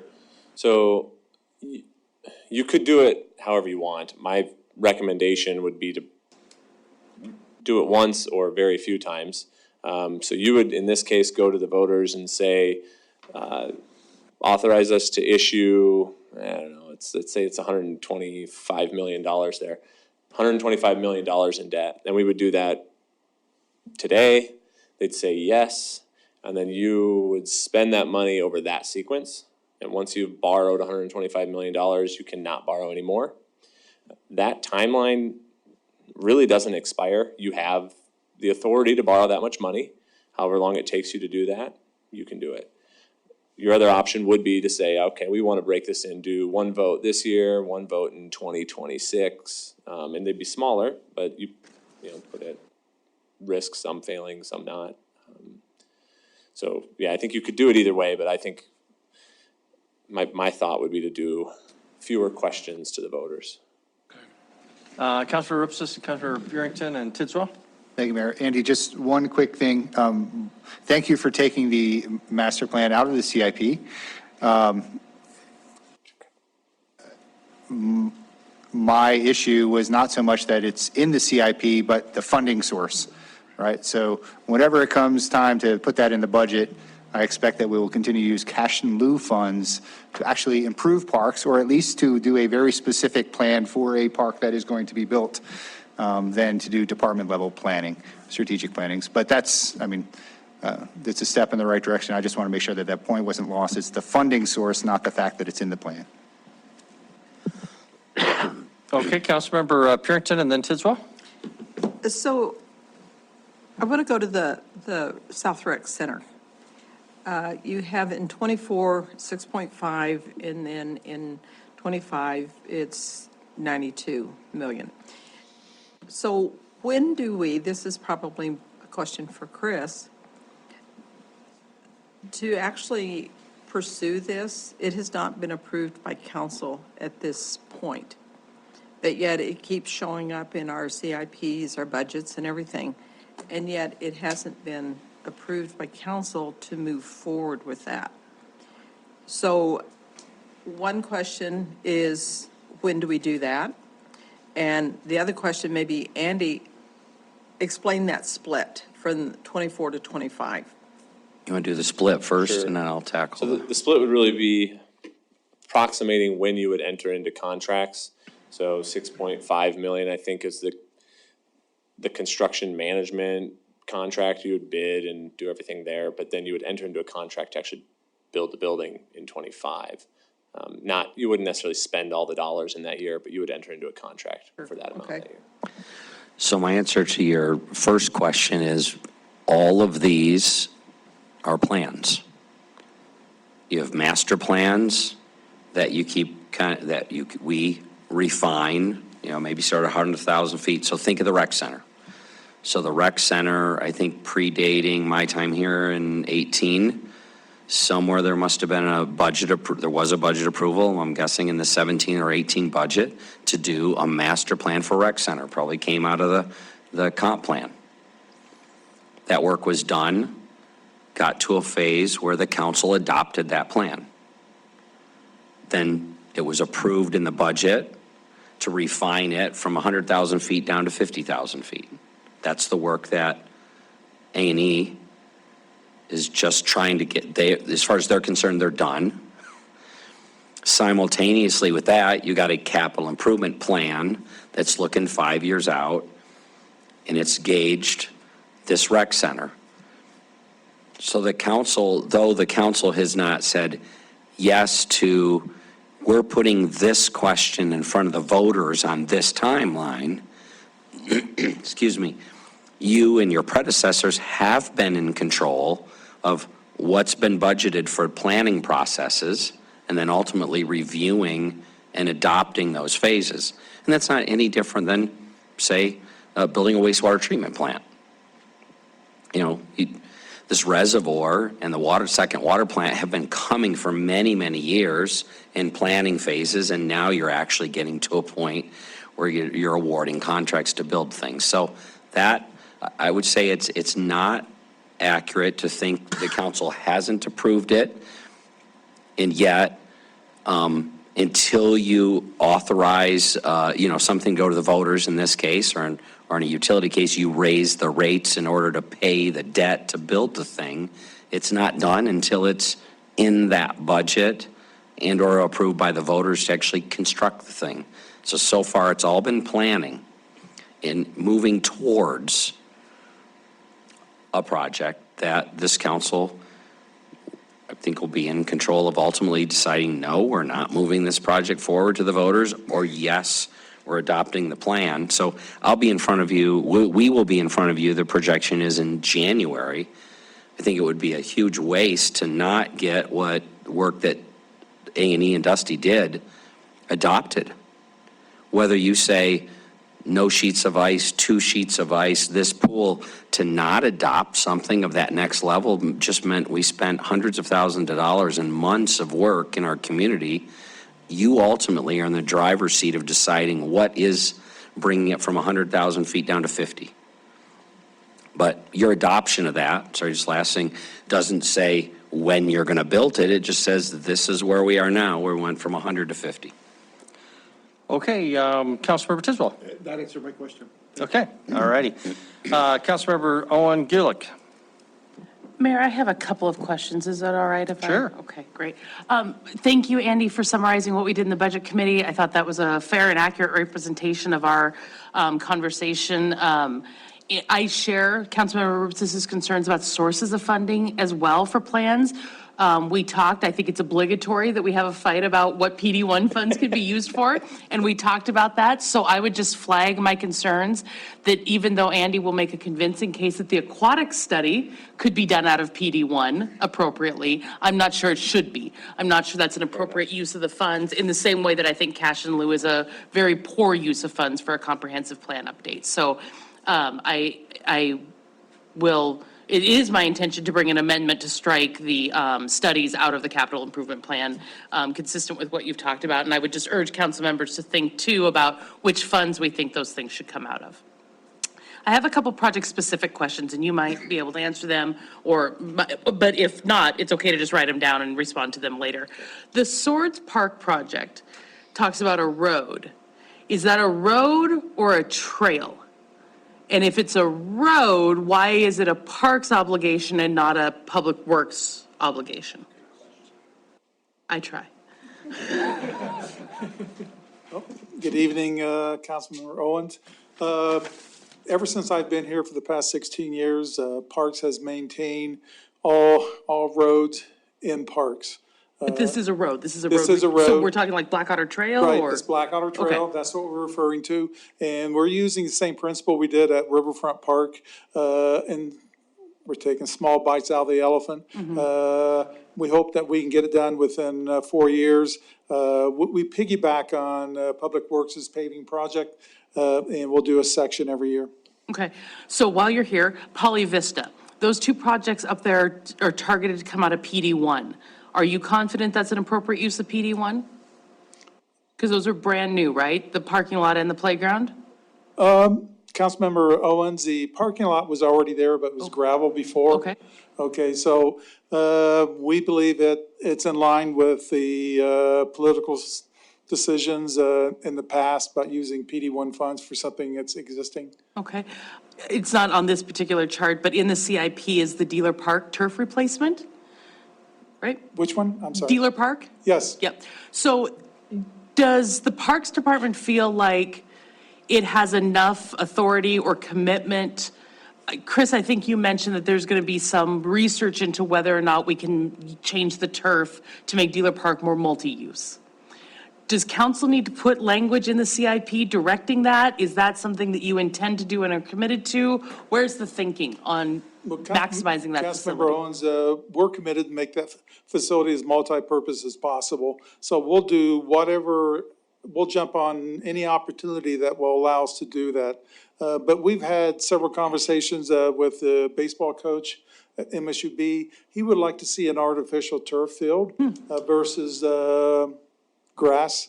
And he's open to doing the major fundraising. What we're thinking about, and this is all brainstorming, is that we have roughly $400,000 that we have in a budget to replace the turf. Why not just use that towards the artificial turf, and maybe MSUB can raise the additional dollars. If you put in artificial turf, it's a lot more multi-purpose. We would not have to probably put down protective surfacing to do a concert. And I'm just speculating, but like we would with natural grass. Okay. I think that's all, Mayor. Thank you. You know, I was watching the Brawl of the Wild this weekend, and I saw those clips of the MSU rodeo team running horses around Bobcat Stadium, and I was freaking out because I'm thinking, you guys must die when you see that. Is that artificial turf, or was that? It is remember seeing that artificial this weekend? It is artificial turf in that field now. Yeah, I don't know how they got away with that. Okay, well, we'll figure that one out later. Councilmember Gulick and Councilmember Joy. Two questions. I think it first is for Andy. In the spreadsheet that has all of the funding sources that you pasted into the our agenda, it has the funding source, and you know, it lists, you know, the GO bonds or the Park District 1. I'm guessing the Park District 1 is just in the absence of having another name for it right now, because that's going to be sunsetting. So but that would be just some sort of operations. Sure. Yep, it'd be Park District 1 that is known today, but whatever the replacement would be, assuming there is one. Yeah. Okay. And then second, maybe it's more of a comment and not a question, not trying to pick a fight, but I think I'm okay with cash in lieu being used for master plans. Maybe not a comprehensive, I think. My thought is that it's just part of a continuum. You know, you start with a master plan, you go into design, you go into construction. It's bringing the thing into focus. I could be convinced otherwise, but at least on the face of it, I don't see that as necessarily a problem. But. Thank you, Councilmember Joy. Thank you, Mayor and Council. Also, the public testimony, the woman was quite clear that she brought up a very good point. Cash in lieu funds are just sitting there, and when we have high inflation, they actually lose parts of their value. So the comprehensive or a master plan seems like a good use, because we don't get anywhere without a master plan. We always need to have one. So cash in lieu sounds fine with me. The other point I wanted to make is that I really do have a strong opinion about recirculating and spray to drain. I think spray to drain is a very poor idea.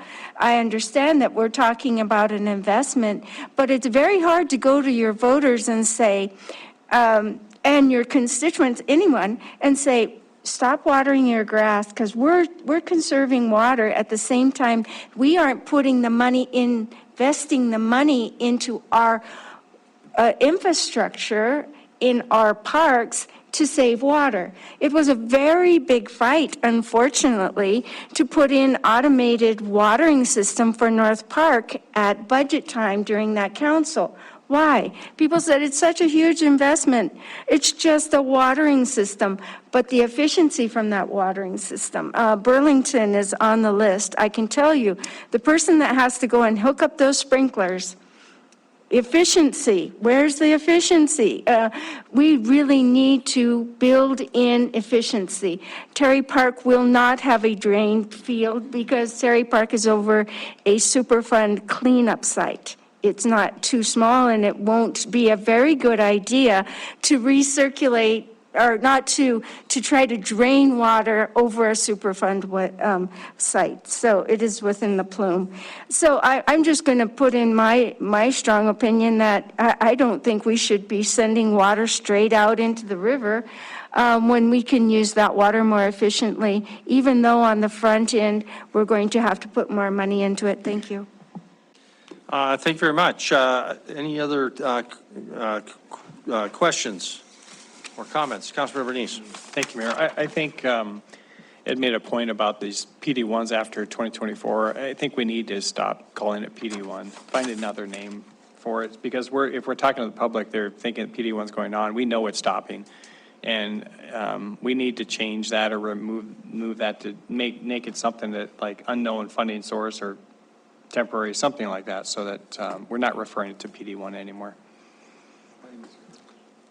And maybe just some clarification there, Andy. I guess fiscal year 24 straddles the first part of, or the last half of 23, the first half of 24, and Park District 1 doesn't go away until the end of 24. So anything in fiscal year 24 will correctly be referred to as Park District 1, but it's questionable what you want to call whatever the equivalent is in fiscal year 25, I guess. Okay. Was there a question there? No. Okay, I thought you were, I didn't hear one. I was just going through the time period, The timing is unless you correct. disagreed with any of that. No, that's good. Good clarification. Okay. Okay, let's open it up for public comment on the chance there is any on item number 3, the capital improvement plan for Parks and Rec. Is there any public comment on that item? And Wyeth, if you're online and you've got anybody online, please let us know. Yes, Mayor, let me see, I've still got Steve Chandra on. I'm not sure if he'd like to speak to this item as well, so I will unmute him just in case.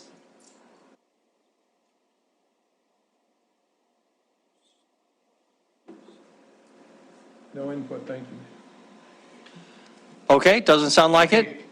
Is that right? That's all. That's the only person still as an attendee online, so thanks. Okay, if there's nothing else, council, I am going to move us on. Oh, Chris. Oh, not public comment, sorry.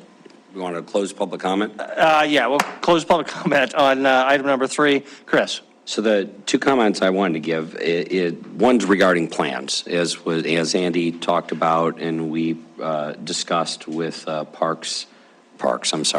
with Finance Committee. I think we all agree they don't fit the definition of the capital improvement plan. I think in an ideal world, you wouldn't use Park Cash in Lieu or Park District 1 to fund them. Here's the problem. You don't have any meaningful money set aside year over year in your budget to do planning. So that's why they've kind of been pushed this way, I think, generally. So that's just one of the challenges we'll get to when you get to the budget, is you don't have $250,000 that you're maybe doing a different set of plans year over year. It's always a priority, and that money is literally debating for everything else that's in the general fund. So no disagreement that they don't belong in the plan. I just don't want to lose sight of the need to do the planning. And then second, and just clarification for someone who may be watching, Dealer Park. So the good news on Dealer Park is we, in our partnership with the Mustangs, do set aside, I think it's $90,000 a year. I think the team set 60, we put 30. That is the fund that we use to do ongoing capital projects at the park. At some point, I think, especially with inflation, we're going to have to start raising that number. But I just want people to think that turf isn't necessarily competing head-to-head with some other park project, because money has been being set aside, generated by the ball field and being set aside for the maintenance of that facility. So that's it. Thank you. Very good. Thank you. Councilor Roy? Could I ask Chris a quick question, please? Please. I wanted to sort of come back to Councilmember Joy's comments on the spray parks. One of the things before I was on council, when I was on the Energy Commission, that there was some sort of ancillary discussion about is the fact that, and I think it's still the case, we don't internally charge, right? And so part of the, sort of value proposition around the spray parks is Parks doesn't actually pay for its water. And I didn't know if that if there was any internal conversation about should we do it, shouldn't we do it? Is it sort of just shuffling cards around? But I know that was something that came up in the Energy Commission, that maybe we internally lack the price signals to drive decision-making. You are correct. And so I think, in my time here, we haven't gotten into that level of detail to truly understand what the net cost is, and ultimately that policy decision of when should we be paying for our water as a governmental user. Those are certainly life cycle cost and annualized cost of maintaining facilities, parks, and the use of water. And just to comment on it, I do think we're going to need to see some sort of analysis of the pros and the cons, the trade-offs. It's kind of an obvious one, and I don't know how it shakes out. So, Councilor Neese? Thank you, Mayor. And I agree with that. I think we do need to look at that. Chris, you mentioned something I just want to double check, because we just saw what the park's needs were. You mentioned, and threw out just a number, $250,000 a year for planning. So was that the prior presentation, do you know if that budget included park planning, cost for park planning in there? Because if it's that much, I would assume that should have been included in their budget. Do you know if that, almost $1 million is set aside just for planning? So I'm not sure. I can tell you, I just pulled the $250,000 number out of the air. I know you did. I won't hold you to it. No one knew that, yeah. And so I'm not sure your question. So on our prior discussion about parks funding? Right, where we have to, it's going to be, if we pull everything out, it's going to be, $350 a year. Does that include the fact that budget include actual planning, or is that something now we have to add to it later on because we're not budgeting for planning? Because we haven't budgeted for planning before, like you said. Correct. I don't believe we added any additional annual planning to that overall levy. So what is shown is what's happened over the past several decades, which is when it gets to be important enough, we put it in our general fund budget and find a way to fund it. Okay, thank you.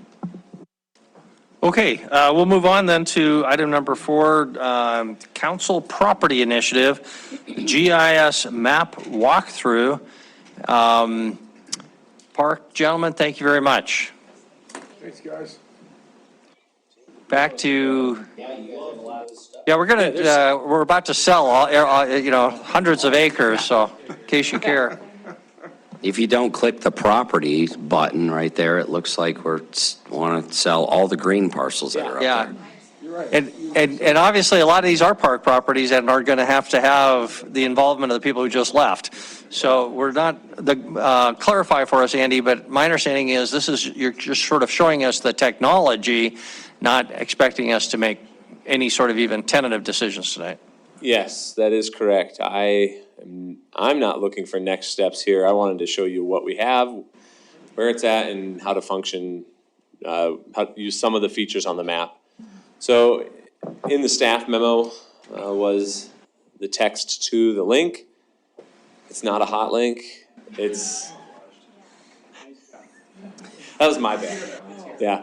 Anyway, so this is available to the public. It's out there. So I want to show you guys and the public what we have. If you do have your computer, go ahead and just copy that from the staff report and then plug it into your browser and it'll come up. Yep. And it'll first load and it'll just be a picture of Billings and you won't have the colors and it takes a little bit and then that layer loads up and then it's pretty quick.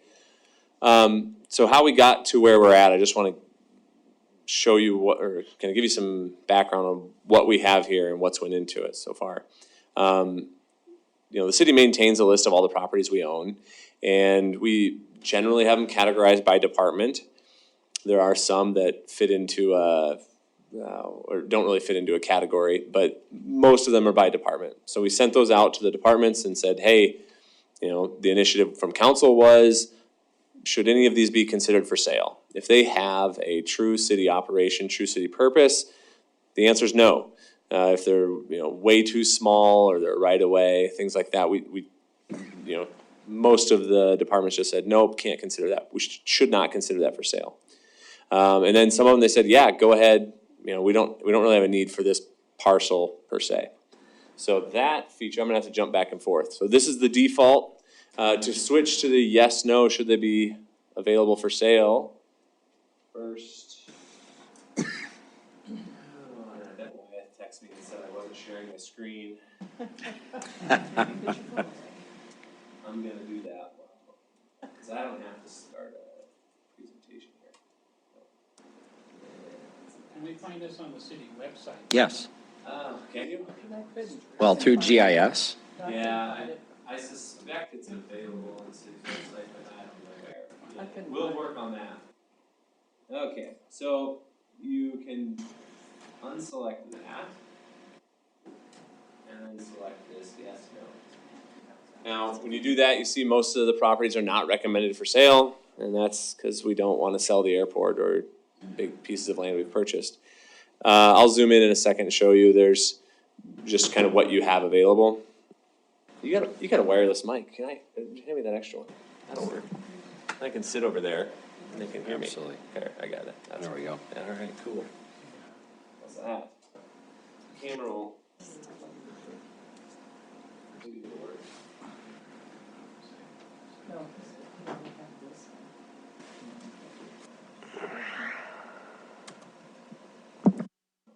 Look at that. All right. Community 7 can't see me, so I guess they'll miss out. But I just zoomed in here. There's some green ones. This parcel here we actually sold to Northwestern Energy just recently, so the map is now dated, but they're building on that. But if you click on this one here, you may find some comments. Not necessarily. They won't necessarily be there, but in this case, it's what is that? Aflerbo Park. So Parks Department says, yeah, we don't have a need for that parcel. So that's what you'll find. And I think the properties that you guys included in your initiative just last week, those are green, City Hall, a couple parking lots, some community development lots down on South 27th that we have. And I think that's that for the departments. If you are wondering where you are in town here, this Billings Imagery 2020 is the actual Google map, or it's not Google, it's Billings Imagery. And I think you can overlay that on top of it as well. Yeah, so if that's helpful. And then I believe finally you can add the tax parcel line and it will put in eventually the parcel ID for every single property. And so eventually, I think it'll work. Yeah, there you go. So you can click on any parcel and see, okay, that's not a city parcel, but these ones are. So those are the features on the map itself. And I guess not looking for next steps on this, but I wanted to show you what's there right now. I don't know if Chris, you want to add more to that or not? The only piece I would add, you may notice towards the end of the memo, we do talk about the fact that our ordinance, after Gina has reviewed it, and apparently Mayor Cole was involved in helping to craft some of the changes that are inclusive now, that give me some serious latitude. Excuse me, we still think there may be good value in amending this ordinance to be clearer. So as an example, right now, we debated over at length when we were supposed to notify the 300, all the properties within 300 feet. before you pass the resolution last Monday, excuse me, or after we get an offer. And we chose to do it twice, but it costs money and time. So we think there's some clarifying we can do.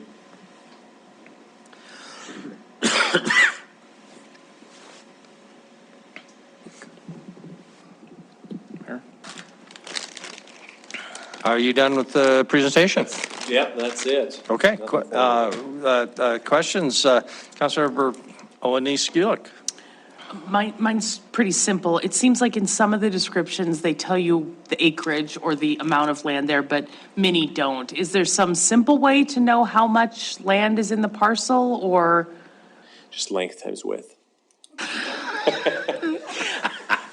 Is there a helpful way, Andy, to know? That data should be in our GIS, so I don't know why it would be on some and not others, but I'll have them look and see if we can add it in. Okay, It should be, yeah, we have it, acreage for every parcel, Okay, so. thank you. Yeah. Councilmember Denise. Thank you, Chris. I'm sorry, thank you, Mayor. Chris, did I understand you to say that we've already notified everyone around these green parcels? Okay, I misunderstood. Only the downtown parcels that we had properties. the resolutions for a week ago. Okay, all right. Thank you. Andy, I'm clicking on some of these, and I think the public will want to start looking at it and clicking on some of these, especially if they're near their home. But what I see is just that, yes, recommended to sell. What I'd like to see is why. Why did the Parks Department say, why did they want to sell it? There's a comment section there. I don't know how many comments they can put in there, but somehow we need to understand why the department says, yeah, go ahead and sell that. Okay. By the way, this is really good information and nice, handy, and that's something I'll bring to our task force to let them see what's up in the heights. I think this is a Be there tomorrow great night. tool. Yeah, yes, it will. Maybe you can present it. Not this. Don't want to steal your thunder.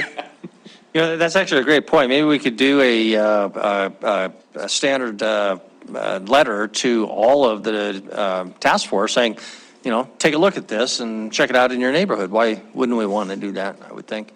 And then they're all getting the same message consistently. Councilmember Gulick?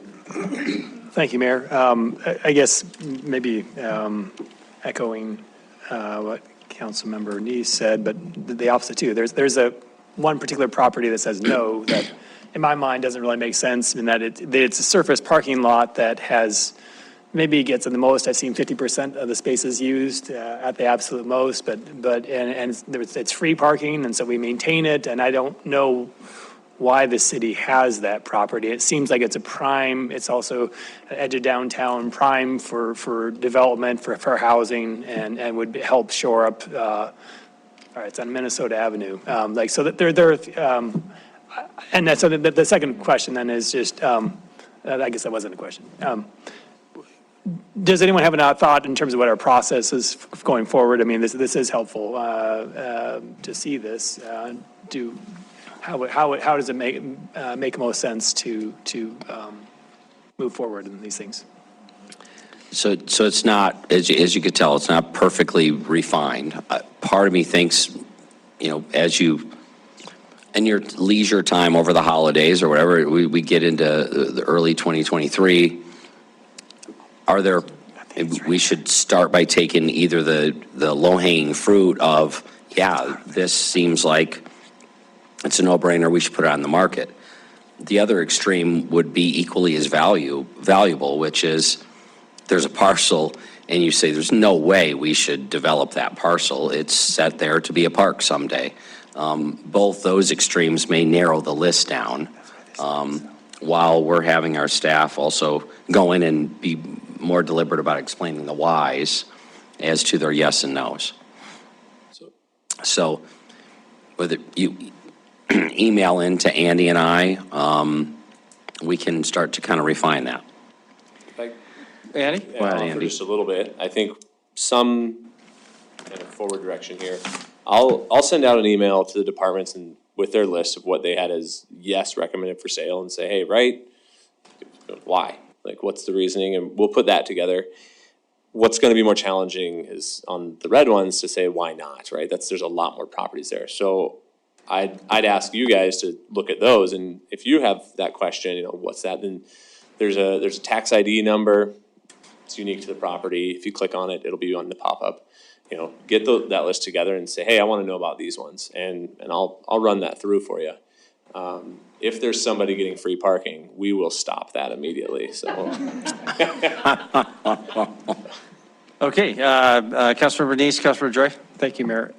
Andy, regarding the no's, I think you're right. There's a lot there, and I think a lot of these are developed parks, and maybe a different color would be better for the ones everyone knows are going to be no's, but maybe the ones that are either undeveloped, the ones that are just vacant land, like you mentioned, so things that don't have city development on those probably would be a better way to answer, you know, why do you want to keep this vacant land? But if it's a developed park, yeah, no one here is going to say, no, Rose Park, forget it. Yeah, Swords Park, no, we're selling it. Although we could sell the south, never mind. Okay, Councilmember Joy. Thank you, Mayor and Council. When you're asking for this information from the Parks Department, I've heard the word developed park, but actually all of our parks are not meant to be developed. Phibbs Park is one. We have parks that are meant to be wild, open spaces that are meant to present a different view of recreation than green manicured lawns. And here again, I will speak up for biodiversity. And actually, there's a study that says that biodiversity, people experiencing biodiversity is one of the most highly emotionally rewarding experiences someone can have. That is, they see something that they haven't seen before that's different than something they've seen before. So I'm going to speak up for our wild parks and our parks that are quote unquote not developed, that are meant to be wild and open, and undeveloped into turf, which is the opposite of biodiversity. So when they're making those recommendation, you know, maybe they can note that this is a wild park. Thank you. Okay, thank you. I'll just comment that although I agree completely we should continue to refine this process, I would caution us against letting park staff get too distracted. We just had a really important conversation that I think is a much higher priority. Having been down this path once 10 years ago, I think what we'll find is there's properties where there really aren't a lot of buyers. They're not going to generate a whole lot of money.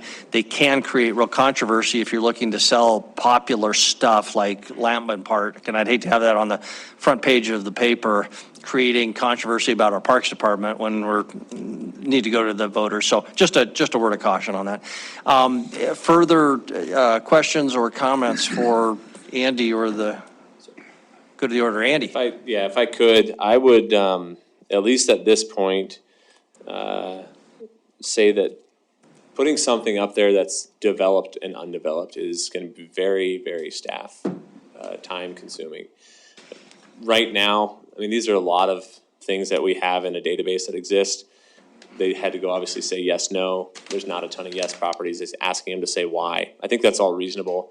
Acreages, we have that in the system. We've got owner names in the system. I mean, there's some stuff we could probably add in with relatively little work, but developed, undeveloped is not a feature that exists. So somebody would have to go through and identify it. And so at this point, I think getting that on there it'd be pretty intense. So I just want to put that out there for you. Okay, Councilmember Joy.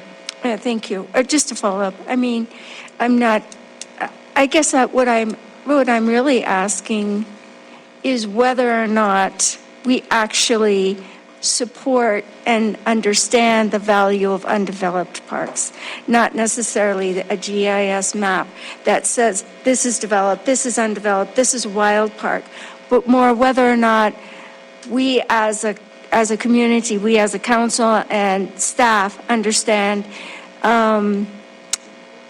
see the value in those undeveloped or wild parks. That's more my question than whether or not each parcel is that. Thank you. Okay, thank you. Is there any public comment on item number 4? Any public comment?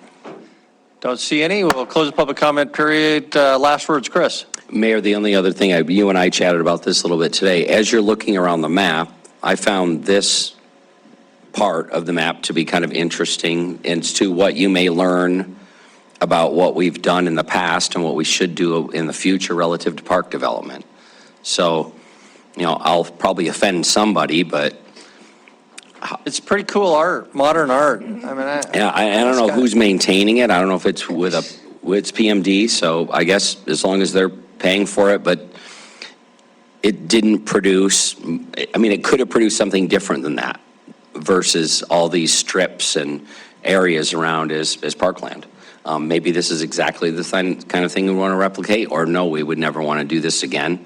But as you're looking at the map, some things jump out at you, I think, as we tackle these issues to question 2 tonight about parks and neighborhoods, regional and community parks. So, thanks. Council, to Chris's question about the ordinance itself, now it calls for bidding, and Chris was proposing in the staff memo that there be other options presented, like just one-on-one sales, auctions potentially. Is there any objection to giving the green light to Chris, and presumably Gina would get involved with this, in coming back with us with whatever they think is the next step in a possible revision, either a big picture report to us or actually a draft document? Can anybody, I see some thumbs up, Council Member Ripsis? Yeah, I'm all supportive of as much flexibility as you need. I just want to make sure we're covered off, like an organization like Homefront or some other entity like that has a way to present a proposal that's not a bid or an auction or something like that. In fact, that's one of my concerns today. You could literally read in that you have to do bid processes for everything. So absolutely, the public has to be notified, things of that nature. But Gina and I have talked about maybe broadening that to give ourselves some more options and hopefully get more interested parties. So thank you. So maybe including language that one form of consideration by an acquirer might be just what they're going to do with the product. And it may be that we want to give it to somebody for no money or a lower amount of money because of the nature of the project, but specifically taking that into account, I guess, as a factor, I guess. Okay, well, we'll see what comes back on that. Then we had public comment on item number 4, so I think we're done with that. Number 5, Chris, any upcoming agenda items? We did get our packet for the meeting on Monday night. Anything else you want to alert us to? So you got a zone change, you've got the second judge. So you got the ordinance creating the second full-time judge per the public safety levy and being consistent with state statute. Third up, we got some very significant issues relative update on City Hall and the Stillwater building to the overall project, and bid package number 1, which kind of really deals with the core infrastructure, will be on the agenda that night for approval. And then the last item will be hopefully the closing of my contract. So those are your 4 action items for a week from tonight. Okay, any questions for Chris? Councilor Owen. Chris, the last time I looked, the Stillwater building plans had not been updated on the website. I think it would be useful to have that done. Okay, I know we've got a meeting at 1 o'clock tomorrow going over all the work that went on last week. Okay, that's great, thank you, because the ones that are on there, I think, are for May. Okay. Thanks. Councilor Boyette. Thank you, Mayor. I keep harping on this and harping. We got to change the name to something. We can't just keep using this old name that nobody knows where it is.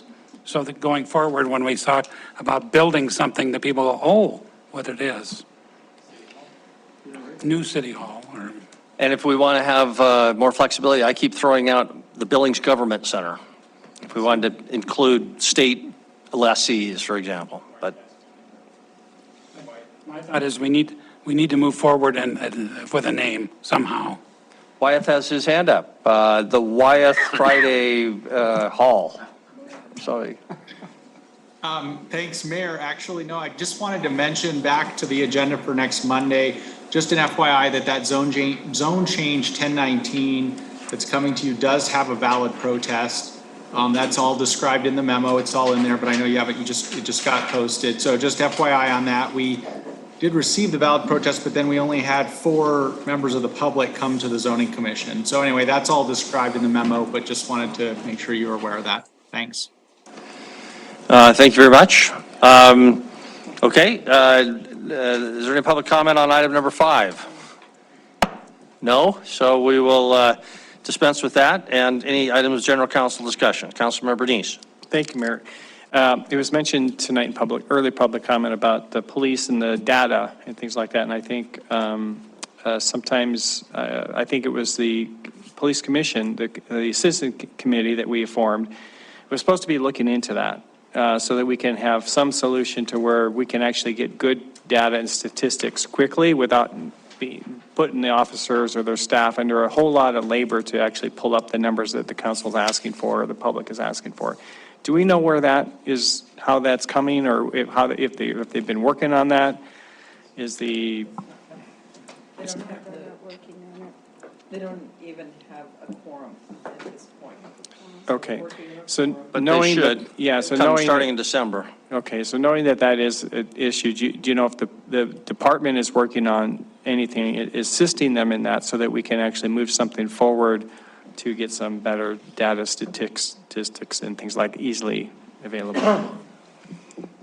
What I would ask you is, as you look at the annual report and what we collect there, which there's a whole decade in this last one, part of it, I think, is narrowing in on what is the data that you guys would like to see that we're not producing, so we can repeat that quarterly and then annually.